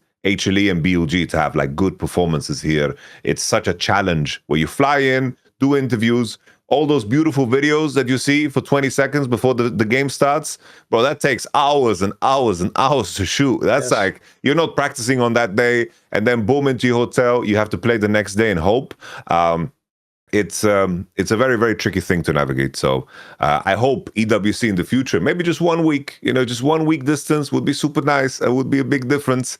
Or maybe teams that make it further, maybe they decide the seeding later. Maybe teams that make it further are also seeded into a double elimination playoff bracket or something. There's something to do, because as I mentioned, the EWC do things right. It's like, I like the group system in the sense that the seeding makes sense. It's like, thank God we have LCK and LCK, like seed 1, 2, 2. It's like, God bless, we're not comparing, seed 4s to that are number 1 in their region, that is a smaller region, to the other regions. Like the seeding of the group was just perfect. So definitely things that they are doing right. But as you mentioned, like, HG is the biggest victim of this. Coming from Counter-Strike, you also just have to realize this is what happens when you have like an open circuit. You go from one tournament to another. What you did in the last tournament doesn't matter. And a few days later, you're playing again. And by the way, this happens all the time where the teams that did well in the first one don't do as on the other ones. The ones that bombed out early in the first one, they like come alive and fix their problems. So, because think about one of the things, right? If you get knocked out early, you have more time to fix what went wrong at MSI. If you just won MSI, you have no time to fix any holes you had in that tournament. Like you just have to go into the next one straight up. And in this case, if you're HLE, you already lost to T1. Like they were actually like one of the better teams at this tournament. Like you actually had a hard draw in the round of 8. So I don't actually take too much from this. Like, again, people are spiraling because they just expect on paper you're supposed to win both tournaments. But Korean teams are about prep. They need time. Like if you think about it, they had 3 days. That's to travel as well, bro. They were in the final of MSI. You have to travel, get there. I bet you have like half a day or 1 day scrims when you get there, mate. Like you're, and also, if you're going from Korea to Saudi Arabia, what's your sleep going to be like? It's going to be outrageous, isn't it? I even looking at some player camps, they just look like some players were just dead inside. And it's like, you know, you are at the best of your 5 guys. It's like if somebody during this travel, it's like your immune system goes down to, in terms of how your stomach reacts, how you eat, how you sleep, everything kind of is at risk here in terms of what can go wrong. And suddenly, you know, maybe one of your top guys is not performing, and suddenly it can be such a stark difference in terms of how you're going to play. It's definitely a massive challenge. And once again, you know, Gen.G managing to win MSI and then winning EWC just speaks to how goddamn great they were in that segment of play. Like that is something that we are gonna rarely see. Like that's a rarity in itself, that someone wins MSI, plays the finals, and then goes and dominates another tournament. There's so much that can go wrong unless next MSI is played in, you know, maybe the next MSI will be in Saudi Arabia, and then you just have to walk to the WC venue. By the way, that's not a bad idea. I know in the future they want it to be in Riyadh, obviously, but like if you could, if it was in the same country as MSI, it'd be more reasonable having a few days later. If you just stay there, then you practice. You don't have any time change. Because I'm with you. To quote, there was once a line in a battle rap that was like this, that was fire, where they said even Evanescence couldn't have woken them up inside. Like that's what it was like. You were looking at some of those people that were dead, bro. Because remember, they didn't just win MSI. They probably played a billion scrims while they were there. They would probably try hard and so hard for like 2 weeks, basically. And then they've had to go straight into another tournament. In this case, here's the last thing also to mention before we move to another team. Remember, until the final, it's also BO5s, BO3s for fuck's sake.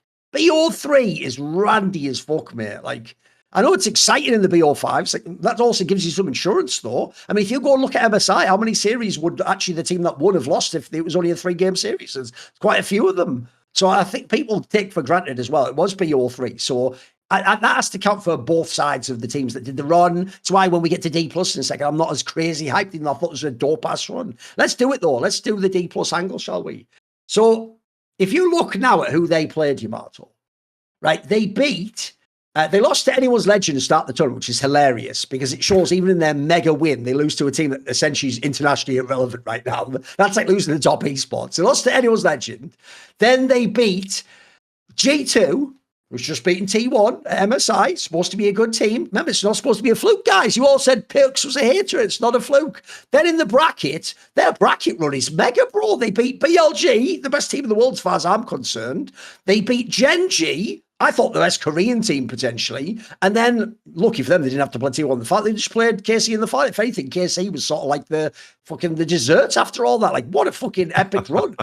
This was, and it's all BO3s, but they could have lost these BO3s too. But if you were Dplus, put it this way, the most obvious angle to take is this, Yamato. If you want to look at the best, if you ignore the bad parts, forget Road to MSI. It never happened, Yamato. If I only look at this run, I can see what the GM of Dplus is dreaming. Here's what he's dreaming. Bro, Showmaker's still got it in him. He plays so lucky, he was still a demon. If he ever shows up like the old Showmaker, hey, that's an elite mid laner, one of the best in the world. Then you know what? I gambled on these 2 rookies. People forget they're both rookies. Yeah, I have Lucid. He's a bit more champion dependent. But Shiwu, actually, forgetting Road to MSI, he could be a stud. This guy's trying to be like a carry top laner. He's trying to be some sort of a Khan, you know, Zeus type guy who's going to be a beast. By the way, he dumpstered bin in that series. Then you go to the bot lane. Hey, you know what? If T1 doesn't want Smash, we thought he looked good in the winter and spring split last year. We're going to gamble on him. Well, let's take him over. Look, the KIA guy, always been a bit out on it, whatever. He's a bit whatever to me. But you look at the roster, it's not like it's crazy. By the way, I would also guess as well, I already thought this before. I always thought this roster looked like you were trying to min-max, so you didn't want to spend big. It now turns out, this is obviously a key detail, as well as having this epic run, they don't even have any fucking money for people. Everyone's a month behind on salary. And for anyone who thinks that's no big deal, by the way, I've seen so many pros, Yamato, where if they didn't get paid their salary, they spiral. Like, it makes them just lose their shit. I know you should just go play the best you can and it'll figure itself out. That's really hard to do. There's a term that someone came up with recently, or at least I heard it recently, where when you have a concern like that, a worry, the real reason it wrecks you is it's called an open loop. It's the idea that you have a problem because you don't have a solution to it and you don't even know how you're going to solve it. It's just in the back of your mind. It's like a process on your PC. You know, when your PC starts lagging, you pull up the Control-Alt-Delete, the system manager, and you go, what the hell? There's like all these like tabs still open, or there's something running, and there's like a game running I thought I'd shut down in the background. It's still running on my memory. That's like what happens when things are like, you're going to get fired from your job, or here's a good one for you. You've got a tax concern where you might get banned from the game, or here's another good one. At the end of the year, you have to go to the military, or in this case, you don't get your salary right now and you have no idea if it's coming next month. Mate, to go through all that and then actually win these games, what fucking ballers. That's some Rocky shit, bro. Like, mad respect to Dplus. What do you think about this run? No, it's like simply amazing. You know, it's like the Dplus story. It's especially, you know, once again, I'm going to reference, you know, some of those moments. It's like, you know, they had in spring, they had such horrific moments against KT, you know, with the reverse sweeps and even the best of threes. And we got to see how Stevie Max just does a stand-up routine on his players in terms of some of the feedback that he gave. And, you know, the moment you get any nuggets, you know, you get anything, you know, you get like 1% of any information of how a team works. That is always going to be like the reference point. Like if anything, this entire episode has been about that in terms of, you know, how we get nuggets of information and then people are going to frame the narratives around that, because Dplus's failures was, you know, represented as, you know, a coaching failure through CV Max. That's how people viewed it. It's like, oh, this team, of course, they're not performing. Their coaches flaming them. And then here they rise through, you know, this hardship of not getting paid, and they manage to make it all the way to a finals and then win it. Hopefully it's like people going to frame things a little bit differently now. In terms of CV Max's contribution, it's like in terms of the issues of this team and the volatility of this team when it comes to their individual players. It's crazy how Lucid and Siwoo can be the worst jungler and the best jungler in the like they can be the best in their position and the worst. More, can't you? If I didn't have money, bro, you have to gamble on a player that has like the ceiling, even if he isn't every day like that, because that's what else you go for. You don't want the guy really is the sixth best top laner. He'll never win a game. It's crazy how you know they managed in a format where they could have easily just you know dropped out because of their inconsistencies to actually hit a relatively strong consistency throughout the tournament. And I think that if there were moments where any individual underperformed at this team, because sometimes like Siwa had maybe the occasional bad game, he got caught a lot, or Lucid just didn't connect to the game. Showmaker was phenomenal. Like Showmaker was really damn good this tournament. Like the fact that he played, you know, you mentioned the teams, but to then go through Caps, to go through Knight, and then to go through, of course, Chovy. That is like a list. And Showmaker, in my opinion, came out of those series at minimum like even. And that to me is super, super impressive. Like this was the first time I saw vintage Showmaker in a very long time. And it does provide me with hope for the Dplus journey. But it's still the challenge of, you know, here you have an opportunity to do damage to these teams that aren't as grounded due to the circumstance of the tournament. You come back into the LCK and you just face off against, you know, all these demons again. And I think that what will be super interesting to follow as a follow-up, because Dplus this tournament was just fantastic. Good drafting, good play, individual play. I saw like new ceilings for some of these guys, like Siwoo. Just he lost the game where he solo killed Bin 3 times. It's like it's they definitely have the individual star power. The main question will be when it comes to qualifying to the World Championship, because LCK is going to be so, such a tight race. Definitely. They're very happy that they actually made it all the way to the finals and won it. So there's a 4th spot at least.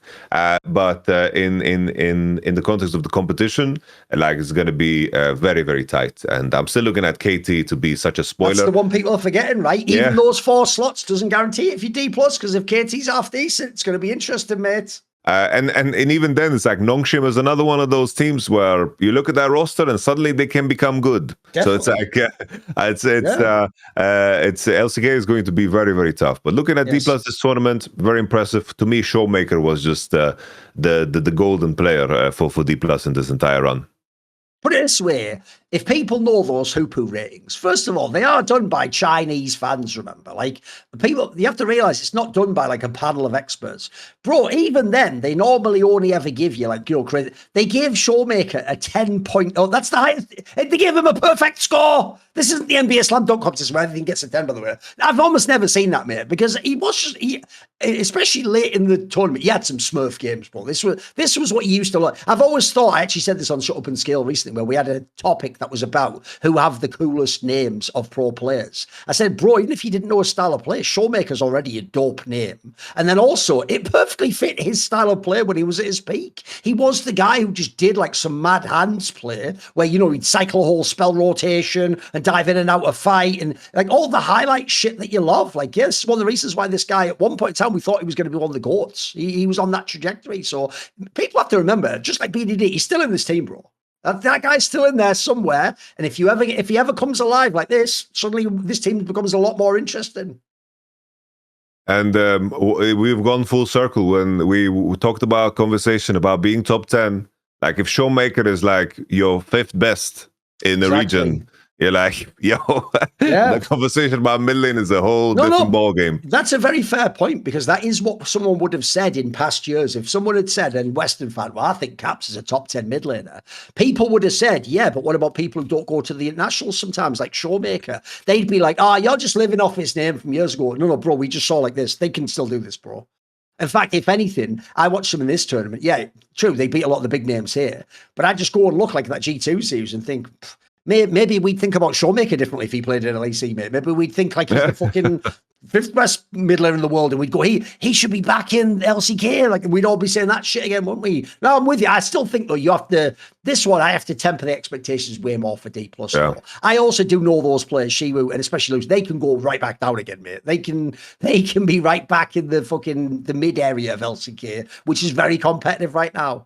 All right, I tell you another team I want to talk about from this tournament. And it's obviously got to be, we talked about them earlier, it's got to be BLG, because, bro, this tournament has even yielded a spicy rumor. I'm sure you saw it, which is now they're actually thinking of replacing Bin, right? This is where I should have done a live react, because when I just hear they're replacing Bin, bro, but he's been Mr. BLG. You can't do that. Bin and Knight, that's what we're all enjoying. But then here's the problem. Then that context comes in. They're looking at maybe like 369. Ooh. Wait a minute. Ben, love you, baby. Loved you in standard. You know what? If I've got a team that's got Knight, Jun, On, and then fucking Viper, brother, if I'm 369, like, you walk into that team, we might win worlds, mate. Like, that's on paper some, like, I actually said this on Twitter, I think that's an upgraded Gen.G 2023. Not right now, because Viper isn't as good as Ruler was, but I'll tell you what, On is better than Missing, and Jun is like pretty close to a Kanavi. Still got Knight. That roster's, the joke is they might be able to pivot, do like a sideways move and get better from this. Like, suddenly I get why they might do it. It hasn't been confirmed yet, whether these are all rumors. Maybe Ben ends up playing again. But I will say, I think fans who don't watch the LPL don't realise Bin hasn't been like first stand Bin the whole time. He has crazy highs still. If you ever give him a Jax, he still smashes everyone's head in. The problem is in Fearless, you can only play that one time. And the issue is he definitely has series or even games where, he lanes well but then dies, or he doesn't do anything in the team fight. Sometimes he just has some flat out bad games. What do you think of this crazy drama? Apparently this guy also the whole last year just has drama around him 24/7. Fucking hell, mate. Fucking hell. Yeah, it just seems like it seems so plausible because it's such a Danny coded move. I feel like, he got removed from T1 for benching, everybody left and right, and did what he wanted to do to get a specific reaction out of people.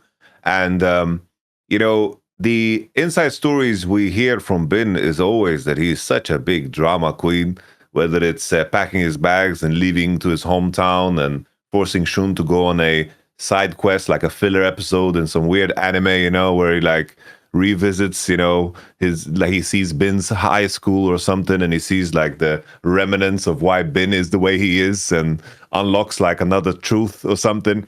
Yeah, it's like, in this moment, if he gets benched, I generally think it might be the best thing that could happen to Bin, because the ego seems to be the main thing that is holding him back. Because if I look at when he performed good, it was when you could consider it to be interesting to him, when it was the finals of first stand. And I think that generally against HLE in both series, I think he played very well. Yes.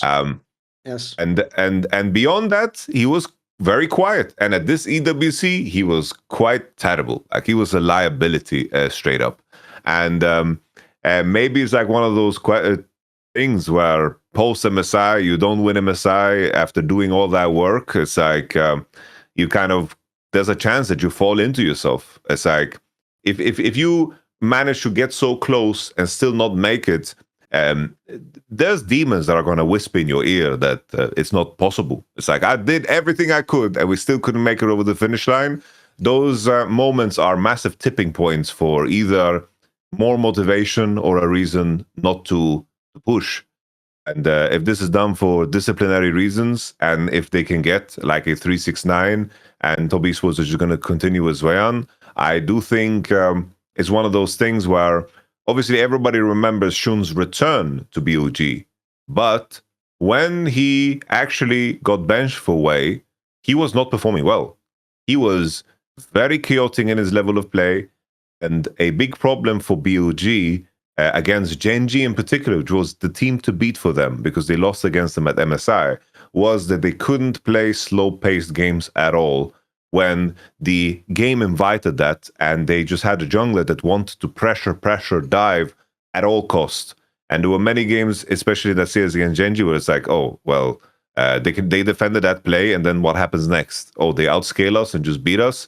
We need to kind of have a jungler here that's going to tone us down a little bit and allow us to play, a slower version of the game, a lane swap heavy game, which came with Wei. And then Shun's return, even though everyone's going to look at that, why did they ever bench Shun? Maybe the benching was a crucial part of why Shun had such a dramatic impact when he actually did return.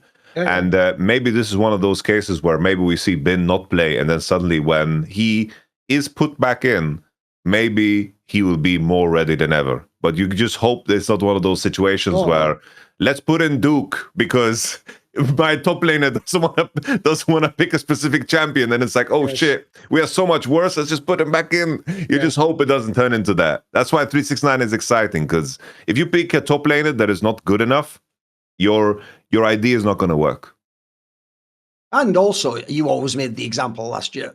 Same thing with Gumayushi. I don't think they were just mean to him and then he was forced to sit on the bed. I think actually that made him level his shit up again and become Gumayushi. Before that, he'd lost his way. That was looking like he was going to fucking just become one of the worst ADCs in the LCK. He was getting really sauce and he would have been blamed for it. If anything, they gave him a breather. And no one remembered. By the end of the year, he won the fucking Worlds and looked great again. Okay, I'll tell you another thing about BLG before we move on, and it's this. Bro, I said this last year about Viper in HLE. There are rare cases, it's very rare, where even if you lose, sometimes a player is almost blameless. It's like, mate, you could have pressed all the same keys. If your teammates did their job, you win the tournament. If they don't do their job, you lose. I think, mate, right now, I'll tell you the player I feel the most sorry for in all of Liga. It's Knight. Because even though he's won LCK in first stand, bro, in all these tournaments, it's like he's almost like he might have an okay game. That's a bad game for him now. Other than that, he's almost always a factor in these games. He's doing really, really well. It's just for real. Sometimes teammates let him down. Like I don't even know. Like I gotta say, I still think he's the best player in the world, mate. Yeah, I think Knight in terms of his play through MSI and also this AWC post spring, like he's just in incredible form, and it's sad because I do think that what is holding Knight back is so fundamentally rooted in what the LPL is, because what has held back the LPL is kind of, simply put, the lack of professionalism in regards to either players or in terms of how organizations are ran, or even how the LDL is ran too, because obviously these are things that he cannot affect. He cannot affect. Maybe he could, maybe he couldn't, but there's always something around him that is stopping him from pushing over the finish line.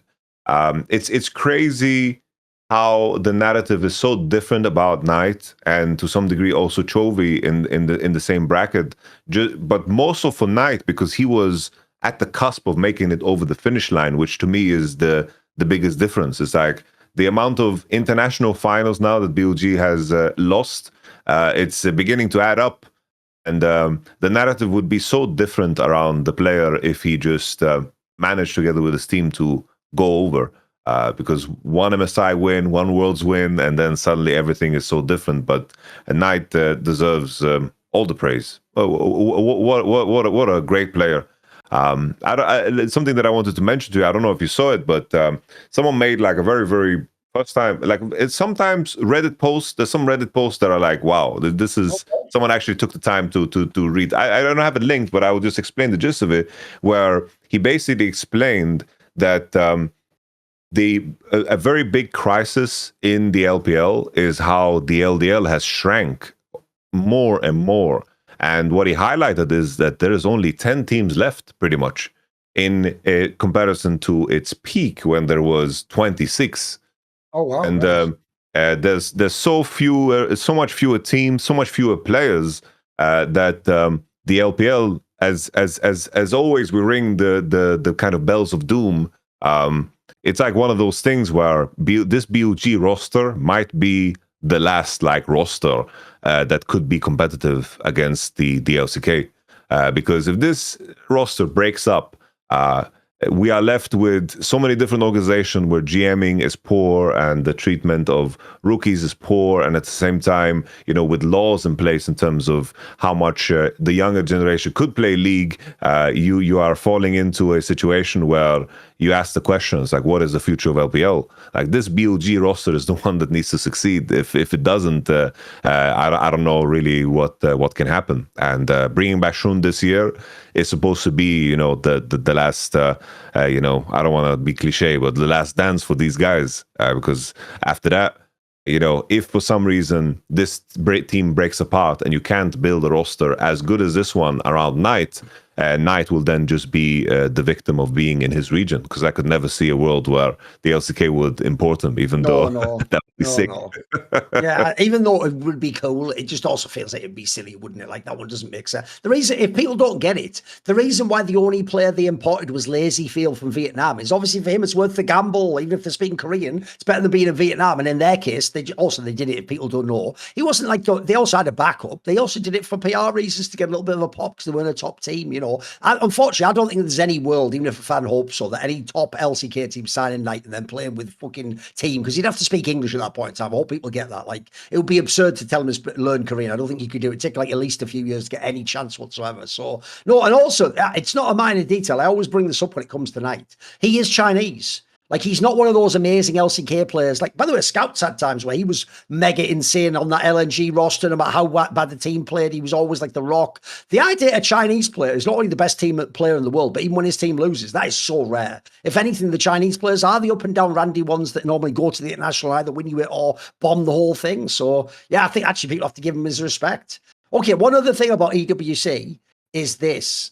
There is a team I didn't mention from earlier who I actually think should be so glad this tournament was full of random upsets and crazy drama and interviews and teams aren't getting paid because, brother, they do this every time. How many fucking internationals is MKoich going to shit the bed at, bro? Like, all of them? Checks notes, all of them? You know what? People often point out that Humanoid, even though he did actually have your fanatic, but people delete that one. You have to go all the way back to 2021 when he's in Mad Lions. So do you for El Yoya. So do you for my boy El Yoyo, who I think's a sick player. And by the way, I'm even one of the people who's edgy enough to say, I get why if you're MKoy, you don't say, yeah, you know what, Inspired, El Yoyo's kicked and you're in the team. It's because like, he is MKoy, bro. He's the captain, the shot caller. It's obvious on his game. The problem is we've got to see it internationally, mate. I can't keep doing this. Like, you skated by this time because, as I said, there was so many other things distracting people. Like, you basically, if you were El Yoyo, you got to do that thing of like for fucking bad Hollywood movie. Like, hey, look, there's a bird behind you. And then you like run away quickly. Like, this is nuts though, mate. Like, you were completely irrelevant in this tournament. Like, you did fuck all at MSI because you weren't there. You did nothing here. Bro, this is getting really disturbing because remember, they're not going to change roster as far as we know. They're going to play out this year. Like, if I look at them in LEC, they're probably going to be third. That means they'll go to Worlds. If they go to Worlds right now, mate, I'll have them going 1 and 3. You know what I mean? I don't have them as a team that's going to make KC now. I believe they have an outside chance to make some crazy playoff run for that last spot that isn't LPL. There's no, for MKoy, I'm a bit down on them on this right now, Yamato. It's hard to look at them and really like give a fuck. What do you think of MKoy?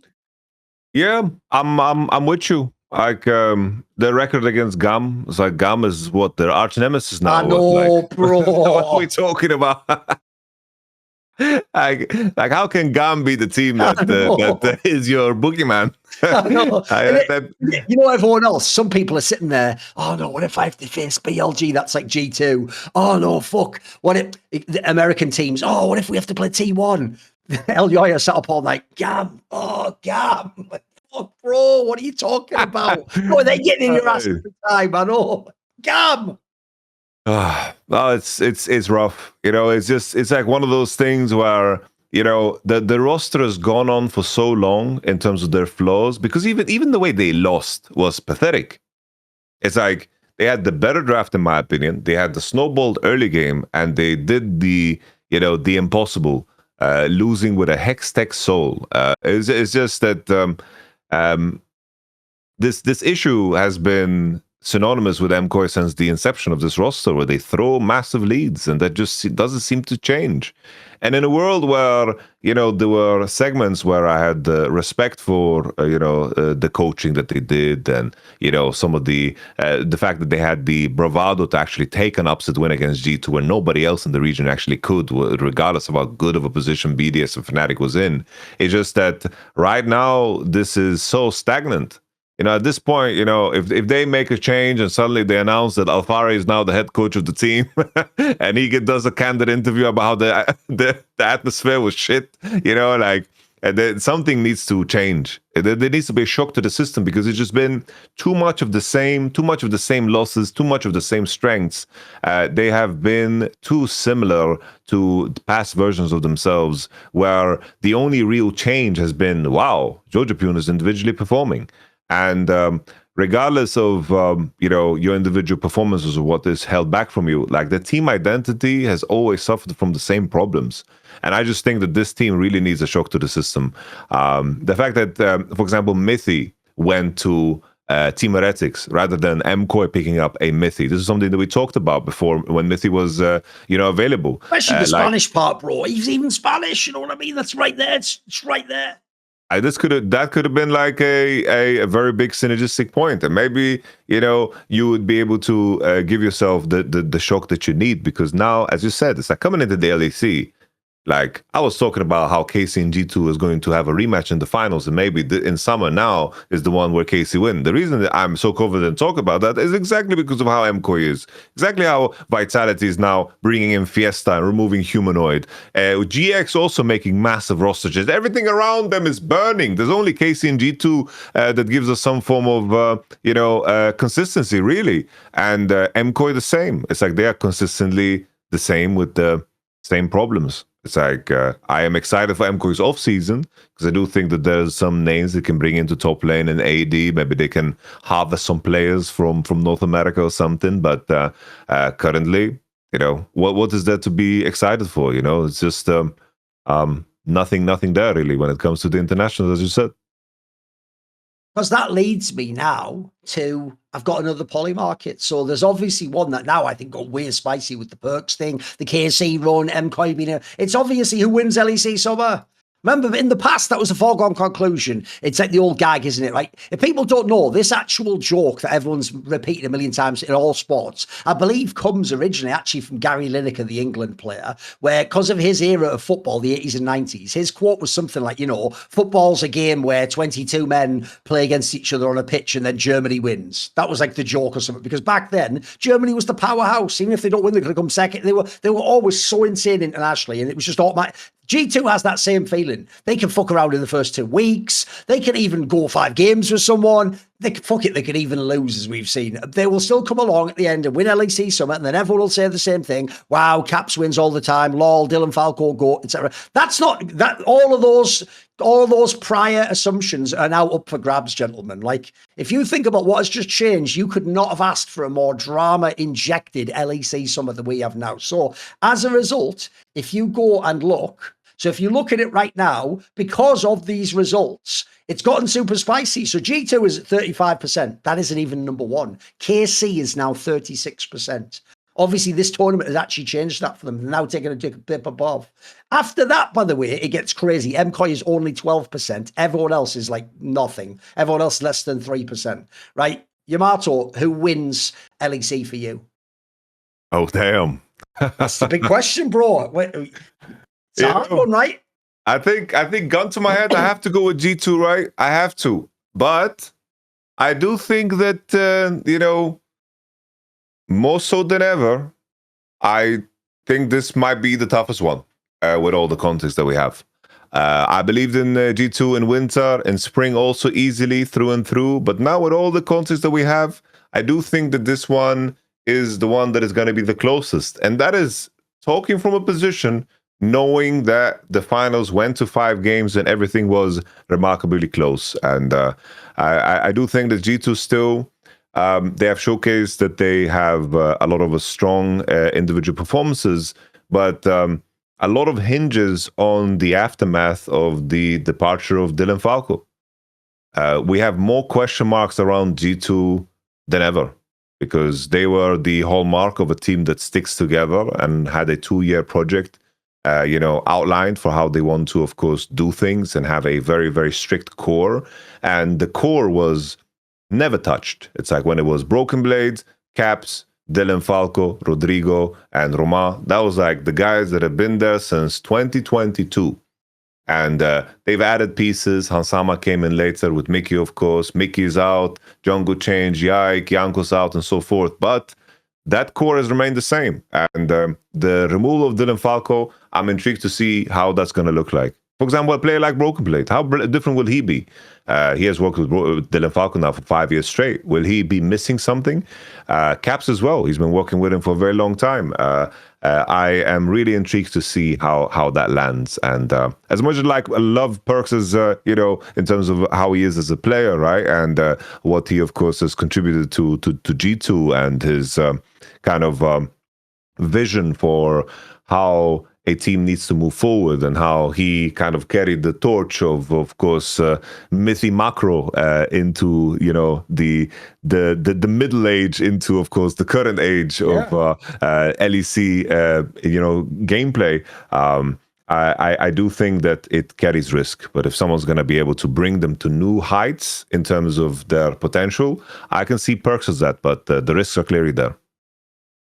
I would just say this. I'm with you. There are red flags. That interview had some of them. That it's not necessarily like, even if this guy has brilliant ideas and great leadership, for all we know, basic coaching things might be missing for him. How you handle media, how you communicate, how you bounce back from losses, what you do when you don't like things in the org and they frustrate you. These are all red flags. At the same time, I'm willing to believe it's possible. Also, fair play. People like Caps maybe signed off on this. That's kind of sexy to me. It's not just the org doing some crazy move. The problem is, right, I'm with you that like it could go bad, but they've earned my trust now, bro.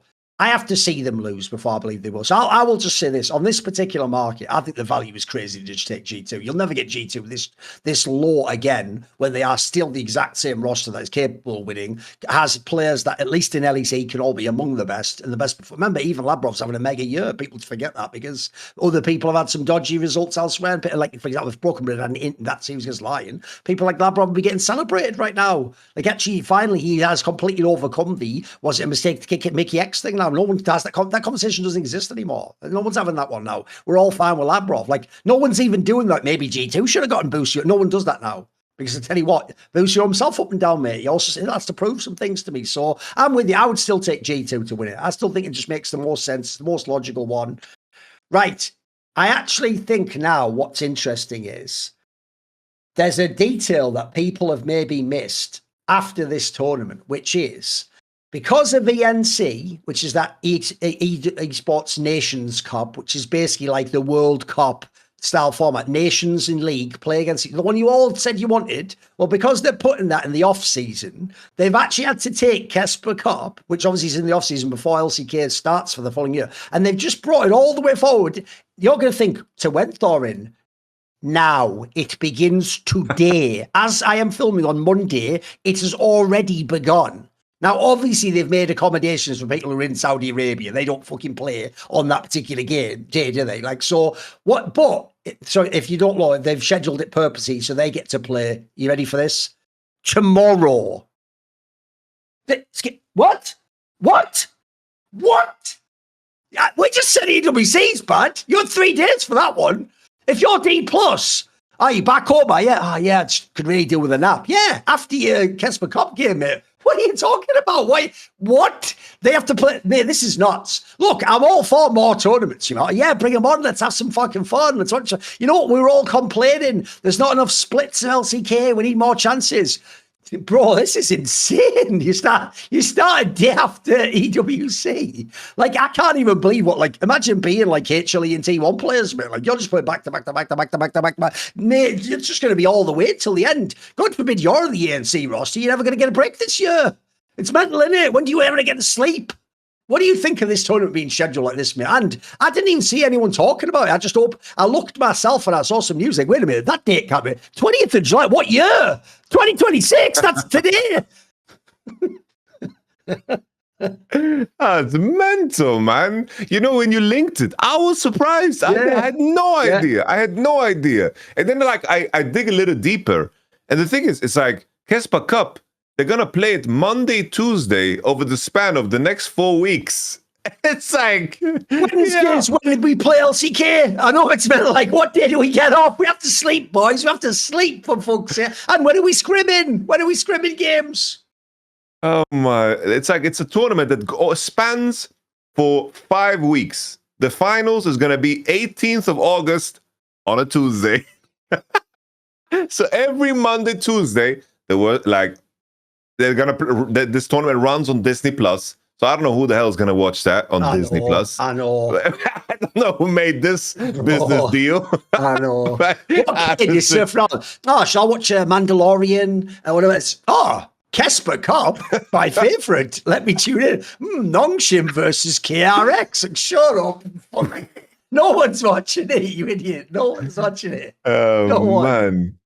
As every Monday, Tuesday for 5 weeks straight. It's like, I don't know. It's like, I remind you guys, you know, last year, post EWC, it's like we had the post EWC, post MSI slump from some of these teams, and now they gotta drive themselves just to the bone. Like, this is absurd. It's like, why add another tournament into the schedule where the result of it is going to be so unlegitimate? It's like, Who the winner of Kesper Cup? Should I care? Should I care about the winner of Kesper Cup? I don't think so. I know. It's strange. Which is a bummer because it does have like BO5 gauntlets that are a bit like the old LCK. It's got like all the things you'd want. It's all the top teams, by the way. It's every Kesper team. You're going to have all those teams battling. In theory, we should be hyped. It's like, hey, another chance to maybe see a best of 5, by the way. You're out between like Gen.G, T1, Hanwha Life versus T. These are the matches we all want to see, but I know what you mean. This feels like, put it this way, not quite because it's online and it isn't stupid, but this almost feels like the EWC qualifiers. People forget they had those. We didn't just invite the MSI teams. We had the qualifiers. That's why certain regions, LPL and LCK, had some weird results. We had some teams where it's like, why are they doing that? They're not even MSI team. Because what happened was teams just couldn't focus on both, mate. And the teams that did well in their regular split, some of them didn't do well in the EWC. And some of the ones that did well in EWC did nothing in their regular split. And they only got the Randy online bullshit qualifiers. So, no, I'm with you. It's why actually we've got much to say about this tournament. We can't really preview it. I mean, the joke is, as we're speaking, teams are probably on planes still going back to LCK to play tomorrow, which is, I just think that's mental. I think you're just asking too much of players there. Like, that's absurd to me. That's absurd. Yeah, I'm just looking at the schedules. Like Gen.G has to play H Elite, T1, and Bro on the same day. Just 3 BO1s. Boom. You just got to play them. It's nuts, isn't it? Obviously, we are now going to let you know at the end of the show. I've got a way to structure this. Last week, we told you we launched LFM Premium. We gave you a taste. We gave you that special Q&A section. We're going to do that in a few minutes. That will actually be, if you're not a subscriber, behind the paywall, though. If you go to lastfreenation.com, you subscribe to LFM Premium, then it's $9 a month. Or if you subscribe to the whole year, it's $90 a year, which actually works out then to $7.50 a month, so you get a saving. You can pick what show you like the best. If you pick Summoning Insight, me and Yamato will get the lion's share of your subscription. Obviously, yeah, we love all the sponsors we mentioned, and we also do this some of it for passion as well to get our word out in the scene and shit. But we also, by having subs, that means that we don't have to, if we ran out of sponsors, suddenly sell out the company. We don't have to have some big corporate overlords or some game dev telling us what we can and can't talk about on some shady shit. So one of the cool things is our subs are really like the heartblood of the scene that we've got here. And in this case, they're contributing topics to certain shows. Like you can do that on shows like the Hot Take Point Made, etc. Shut Up and Scale. On this show, what you can do is you can ask questions. If you already, by the way, with someone who asked them via the Discord sub, you can keep doing that, but it's just better bang for your buck to get the Elephant Premium because you get the Discord access anyway. And as well, you have things like if we read out your question, I often forgot to do this on other shows. On their site, I'll always mention your name as well, so I'll make sure you know that your topic was the one or your question was the one that we read out, right? We will go and if you do it, you also get ad-free access to all the 16 LFN shows on all the podcast platforms. Any additional content also gets put on there because you'll have access to the paywall stuff that is part of the premium. So like with all premium services, we wanted it to be that you're not now suddenly like, oh, what the hell? I have to get that. No. If you just want more, if you just want to support us, you want to pay for extra things and get more cool things from us, from the other shows on LFN Network, on LFN 4Play, for example, there's now a 5th movie we review in each arc, not just The Floor. It's called 5th Play, uninspired name, but whatever. The point is you can now get access to it. But before we do that, I have one last thing I want to ask about, which is this. Obviously, we just touched on it lightly earlier, right? We didn't really shade it into our analysis, but what do you think of this Dplus thing, bro? What do you think of the fact that essentially they're a month out? Here's the problem, Yamato. I can't quite tell. This is why I'm actually asking, because I want to propose it in a way I haven't heard anyone frame it, right? The idea you're a month behind isn't that crazy for the esports industry if people don't know. There have been plenty of teams, even big teams, by the way, will have had that happen over the last 5-10 years in LEC and LCS, where they've just had a month where basically it might be something like, oh, sorry, a big sponsor didn't pay, or actually we've had like a big cost here we've had to do, or even something as simple as there's actually something going on with like wire transfers or banking. There's a million things can affect it, right? The investors didn't give money on time for when they said they would, right? That's one thing. In fact, in Counter-Strike, I can tell you, people who work on broadcast, commentators, analysts, interviewers, there's been times where ESL, one of the best tournament organizers in the world, they've sometimes been 3 to 6 months behind paying people. It's just people don't say publicly because people are worried that that'll like stop you getting hired for more gigs or it'll just like kill the company. Now, I will say this is where I want to make it wide open, right?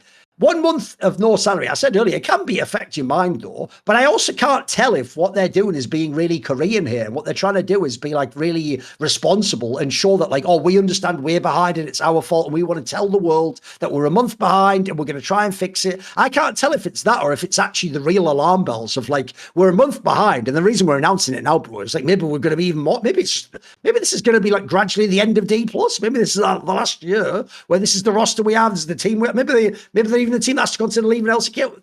I know we're just speculating. What are your thoughts on this whole thing? I can't tell if it's a molehill or a mountain, Yamato. Yeah, it just seems to be everything is rooted in the news that Dplus is trying to also sell the organization, right? In terms of how they have managed the brand, honestly, in terms of how strong the Damwon brand was. I do feel like a lot of the decisions they made along the way definitely like removed them from what their strength was. I don't know what the ownership timeline was there. All I knew was that Kia, like Damwon Kia was the team, you know, right? It's like it was the head sponsor for the longest time. The fact that they're in a position that they are in the process of selling, and that's the conversation. I'm with you. It could be the final moments of Dplus. I wonder, like, if I was in a situation where I'm buying this org, like I'm returning the Damwon name. Like I feel like that name is so damn powerful.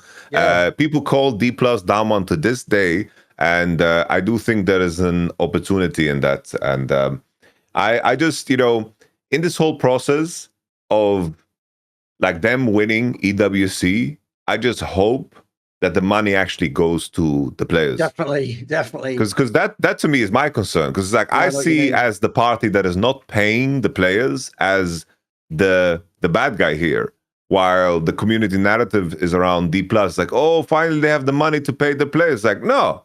It's like I hope that the entire prize pool goes into the pockets of the players, because if you're in a situation now where they weren't paying their players and they're gonna make a profit off of them now in this moment due to this tournament result through the prize pool, that would be very upsetting to me. So I hope that whoever screwed up here is actually going to pay the consequence rather than, oh, they won EWC and now everything is okay. It's like, no, everything is not okay. Like, yes. I hope they don't walk away with their money and they actually get their money, because obviously it can differ widely. Like the difference in terms of how prize pool distribution happens is very, very varied from player to player and from team to team.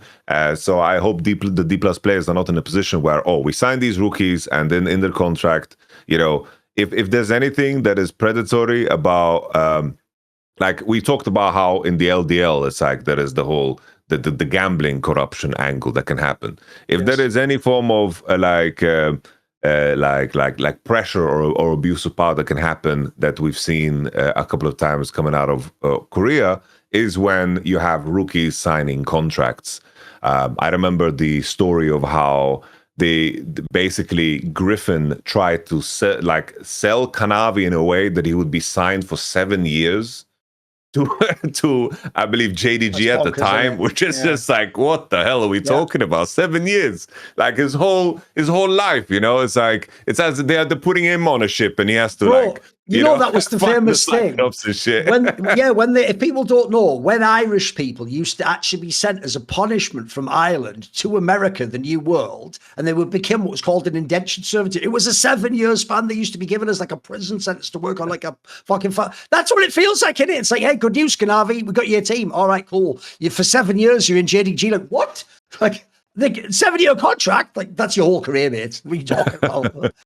I'm with you. And by the way, I'm also with you. You get. First of all, that is the weirdest one of all time.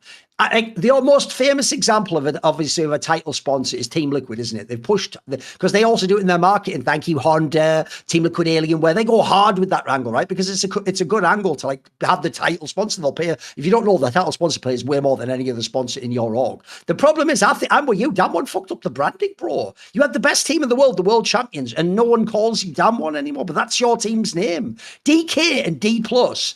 That doesn't work. Those are nothing. You're starting off with those, and those aren't the teams then now that you're successful with. So I'm with you. I would take Damwon's name back. And also, I don't think we can lose Damwon as an LCK org, bro. Because as much as you might not like them, they've never truly been terrible. They've had moments where they dipped, but they've always been in that mix for that last spot. And to mix it up with the T1s and the KTs, if you look at it, right, we need literally the 6 or 7 good orgs in LCK. If we lose this one, right, literally the next orgs up are the likes of Therex. Nobody even knows what to make of them, for fuck's sake. Then you've got like the Nongshims. They've never really been elite. Because I'll give you an example. There are orgs that have had rosters that were really good. If you go way back in time, like 8 years ago, Afrika Freaks was really good. Afrika Freaks right now is DN, one of the worst teams in the whole fucking league. If you go back, bro, Kingzone used to have Khan, and then they became DRX and they won Worlds. DRX is nothing now. They're another team where you play if you just used to be vaguely a good player. Now you're still in LCK. Like, we can't have these be the orgs because they're not going to put together the right rosters. Like, you might not like Dplus and KT, but I'll tell you what, even their bad rosters have like something about them. They have some players you care about. They have some spice to them still. And they've also built around star players like BDD and Showmaker that get to stay with a new through line. So I'm with you. We need this team to stay, mate. I hope this is just a minor speed bump. Actually, if anything, let's hope the EWC money, one, means the players don't need the salary. Listen, sadly, EWC is ESL, so I doubt they pay the money instantly, but they're probably going to pay the money in the next few months. You'll get some of that. And then also, you recover from all this. Hopefully, you go to Worlds. You can also do sponsored deliverables. And then next year, hopefully, this is nothing. And then it's back to being normal. It's back to being down. I'm with you. Make it down one, for fuck's sake. Make it down one. Come on. It's the equivalent of like buying Fnatic and then destroying the name or like deleting the name. It just wouldn't make any sense. And something that I just realized because I thought back, I remember when like the issue that Samsung faced was very different because they were named after a goddamn phone, you know. Like, yeah, exactly. They needed to make a change, and in the beginning they were KSV, bro. That yeah, was people like, forget that. That was briefly, yeah. that wasn't so hype, but now Gen.G, like the rebranding to Gen.G as like has played out really, really well because the rebrand is always very, very hard to go through, regardless of what your motivation for it is. Because obviously in the Samsung case it's very strong, and in the Damwon one, I really can't tell what the hell the motivation was. I don't know. Maybe I'm being silly, and maybe Damwon was a company or maybe a sponsor. I have no idea. It just sounded badass as all hell. I just want to keep the DK, the Damwon. We need to keep that in, you know.